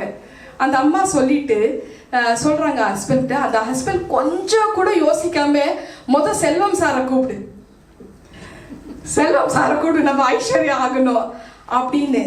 வீடு வந்து ஒரு ஓலை வீடு தான், சின்ன வீடு. ஸோ அந்த வீட்டில் ஐஸ்வர்யம் சுத்தமாக கிடையாது.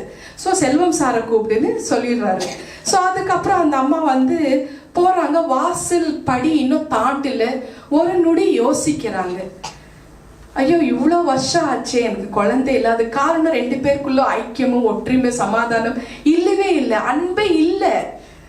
எனக்கு தேவை இருக்கிறது என் கணவரோட அன்பு தான் தவிர ஐஸ்வர்யம் கிடையாது. செல்வம் வேண்டாம் எனக்கு. செல்வம் வந்து இப்பவே என் கூட வந்து ஒற்றுமை இல்லாம என் நேரம் என்னை கேவலமா திட்டி பேசிட்டே இருக்கிறாரு. இன்னும் செல்வம் வந்துட்டாக்கா என்னை அடிமையா வச்சிடுவாரு, இல்ல வீட்டை விட்ட துரத்திடுவாருன்னு நினைச்சு அந்த அம்மா போய் நேரம், அன்பு சார் நீங்க வாங்க என் கூட, எங்க வீட்டுக்கு நீங்க வாங்கன்னு கையை பிடிச்சி கூப்பிடுறாங்க. அன்பு சார் அப்படியே ஏந்திரிக்கிறாரு. அவர் கூடவும் செல்வம் சாரோ வெற்றி சாரோ ஏந்திரிக்கிறார். எந்திரிச்சு வராங்க. அப்போ அந்த அம்மா கேட்குறாங்க, நீங்க ஒருத்தர் தானே சொன்னீங்க, ஆனா உங்க கூட ஒரு 2 பேரும் வந்துட்டு இருக்கிறாங்களே அப்படின்னு சொன்னக்குள்ள அன்பு சார் சொல்றாரு, ஏமா நீ வந்து வெற்றி கூப்பிட்டுருந்தாக்கா வெற்றி மட்டும் தான் வந்திருப்பார், செல்வத்தை கூப்பிட்டுருந்தா செல்வம் மட்டும் தான் வந்திருப்பார். ஆனா நீ கூப்பிட்டது அன்பு. அன்பு வந்தா வெற்றியும் கூட சேர்ந்து வரும், செல்வமும் கூட சேர்ந்து வரும். இயேசு தாங்க அன்பு, அவர் தாங்க ஐஸ்வர்யம், அவர் தாங்க சரீர சுகம், அவர் தாங்க செல்வம், அவர் தாங்க எதிர்காலம். அந்த இயேசு நம்ம வீட்டுல இருக்கிறாரு. இன்றைக்கு இந்த வீட்டுக்கு ரட்சிப்பு வந்தது. ஹல்லேலூயா. இந்த ஆசீர்வாதிக்கிற தேவனை நம்ம விசுவாசிப்போம், நம்புவோம். ஹல்லேலூயா. கர்த்தரின் பரிசுத்த நாமத்துக்கு ஸ்தோத்திரம். உங்களுக்கு சமாதானம் உண்டாகட்டும். Piece be with you all. Brace the lord. எல்லாரும் எழுந்து நின்று ஏசப்பா சொல்லி கொடுத்த ஜெபத்தை நம்ம சொல்லுவோம்.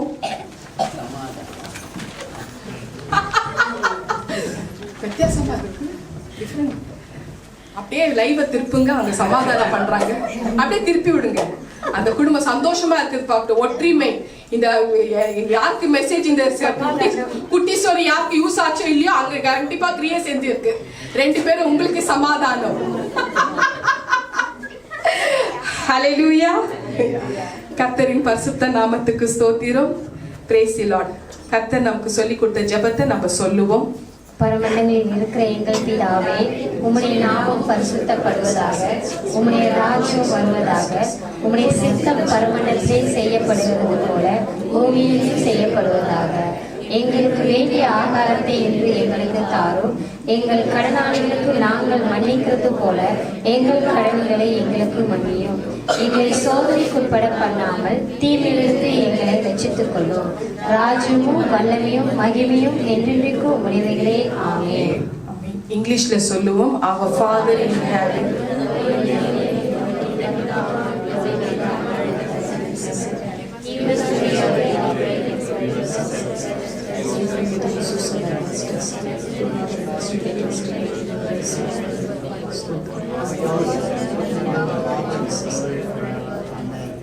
ஆமென். உட்காருவோம். உங்களோட அன்பு காணிக்கைகளை கையில எடுத்துக்கங்க. நீங்க கொடுக்கிற காணிக்கைகள் 30, 60, 100 ஆகும்படியாக கர்த்தர் உங்களை ஆசீர்வதிப்பார். பாட்டு தெரிஞ்சுங்க பாடுங்க, தெரியாதவங்க கையை தட்டுங்க. ஊற்று தண்ணீரே எந்த தேவாவியே, ஜீவநதியே என்னில் பொங்கி பொங்கி வா. ஊற்று தண்ணீரே எந்த தேவாவியே, ஜீவநதியே என்னில் பொங்கி பொங்கி வா. ஆசீர்வதியும் என் நேச கர்த்தரே, ஆசீர்வதியும் என் நேச கர்த்தரே. ஆவியின் வரங்களினால் என்னை நிரப்பும், ஆவியின் வரங்களினால் என்னை நிரப்பும். ஊற்று தண்ணீரே எந்த தேவாவியே, ஜீவநதியே என்னில் பொங்கி பொங்கி வா. கண்மலையை பிளந்து வனாந்திரத்திலே, கர்த்தாவே உன் ஜனங்களின் தாகம் தீர்த்தீரே. கண்மலையை பிளந்து வனாந்திரத்திலே, கர்த்தாவே உன் ஜனங்களின் தாகம் தீர்த்தீரே. பள்ளத்தாக்கிலும் மலைகளிலும், பள்ளத்தாக்கிலும் மலைகளிலும் தண்ணீர் பாயும் தேசத்தை நீர் வாக்களித்தீரே. தண்ணீர் பாயும் தேசத்தை நீர் வாக்களித்தீரே. ஊற்று தண்ணீரே எந்தன் தேவாவியே, ஜீவநதியே என்னில் பொங்கி பொங்கி வா. ரட்சிப்பின் ஊற்றுகள் எந்தன் சாபைகளிலே, எழும்பிட இந்த வேளை இறங்கிடுவே. ரட்சிப்பின் ஊற்றுகள் எந்தன் சாபைகளிலே, எழும்பிட இந்த வேளை இறங்கிடுவே.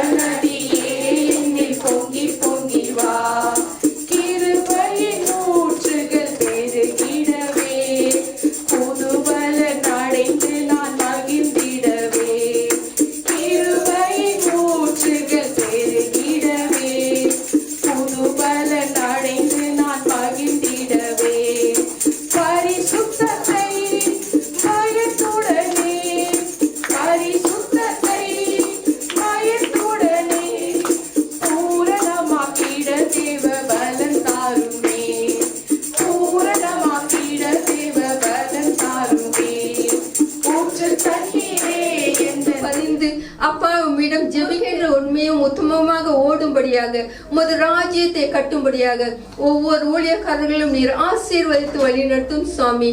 ஆம் ராஜா, ஊழியக்காரர்களுக்கு அநேக துன்பங்கள் உண்டு சுவாமி. ஆனாலும் திடன் கொள்ளுங்கள், உலகத்தை நான் ஜெயிப்பேன் என்று சொன்ன தேவன் நீர் ராஜா. அவர்களை நீர் பாதுகாத்து வழிநடத்தும் ராஜா. அவர்கள் குடும்பத்தை நீர் வேலையடைத்து பாதுகாக்கும்படியாக ஜெபிக்கிறேன் சுவாமி. ஆம் ராஜா, உமது கரம் எங்கள் மேல் இருந்தமைக்காய் நன்றி. நீர் எங்களோடு கூட இடைப்பட்டமைக்காய் நன்றி ராஜா. நன்றி செலுத்துகிறேன் ராஜா. ஆசீர்வதிக்கவே ஆசீர்வதிப்பேன் என்று சொன்னதுக்காய் உமக்கு நன்றி செலுத்துகிறேன் ராஜா. நன்றி சுவாமி. எங்கள் மத்தியில் நீர் வந்தமைக்காய் நன்றி. இவை அனைத்து உமது ஒரே பேரான மகனின் நாமத்தினாலே மன்றாடுகிறேன் எங்கள் நல்ல பிதாவே. ஆமேன், ஆமேன், ஆமேன். ஹalleluya. கைகளை உயர்த்தி எல்லாரும் ஆண்டவருக்கு நன்றி செலுத்துவோம். என் ஆத்மாவே கர்த்தரை ஸ்தோத்ரி, என் முழு உள்ளமே அவருடைய பரிசுத்த நாமத்தை ஸ்தோத்ரி. என் ஆத்மாவே கர்த்தரை ஸ்தோத்ரி, கர்த்தர் செய்த சகல உபகாரங்கள் மறவாதே. ஆமேன், ஆமேன், ஆமேன்.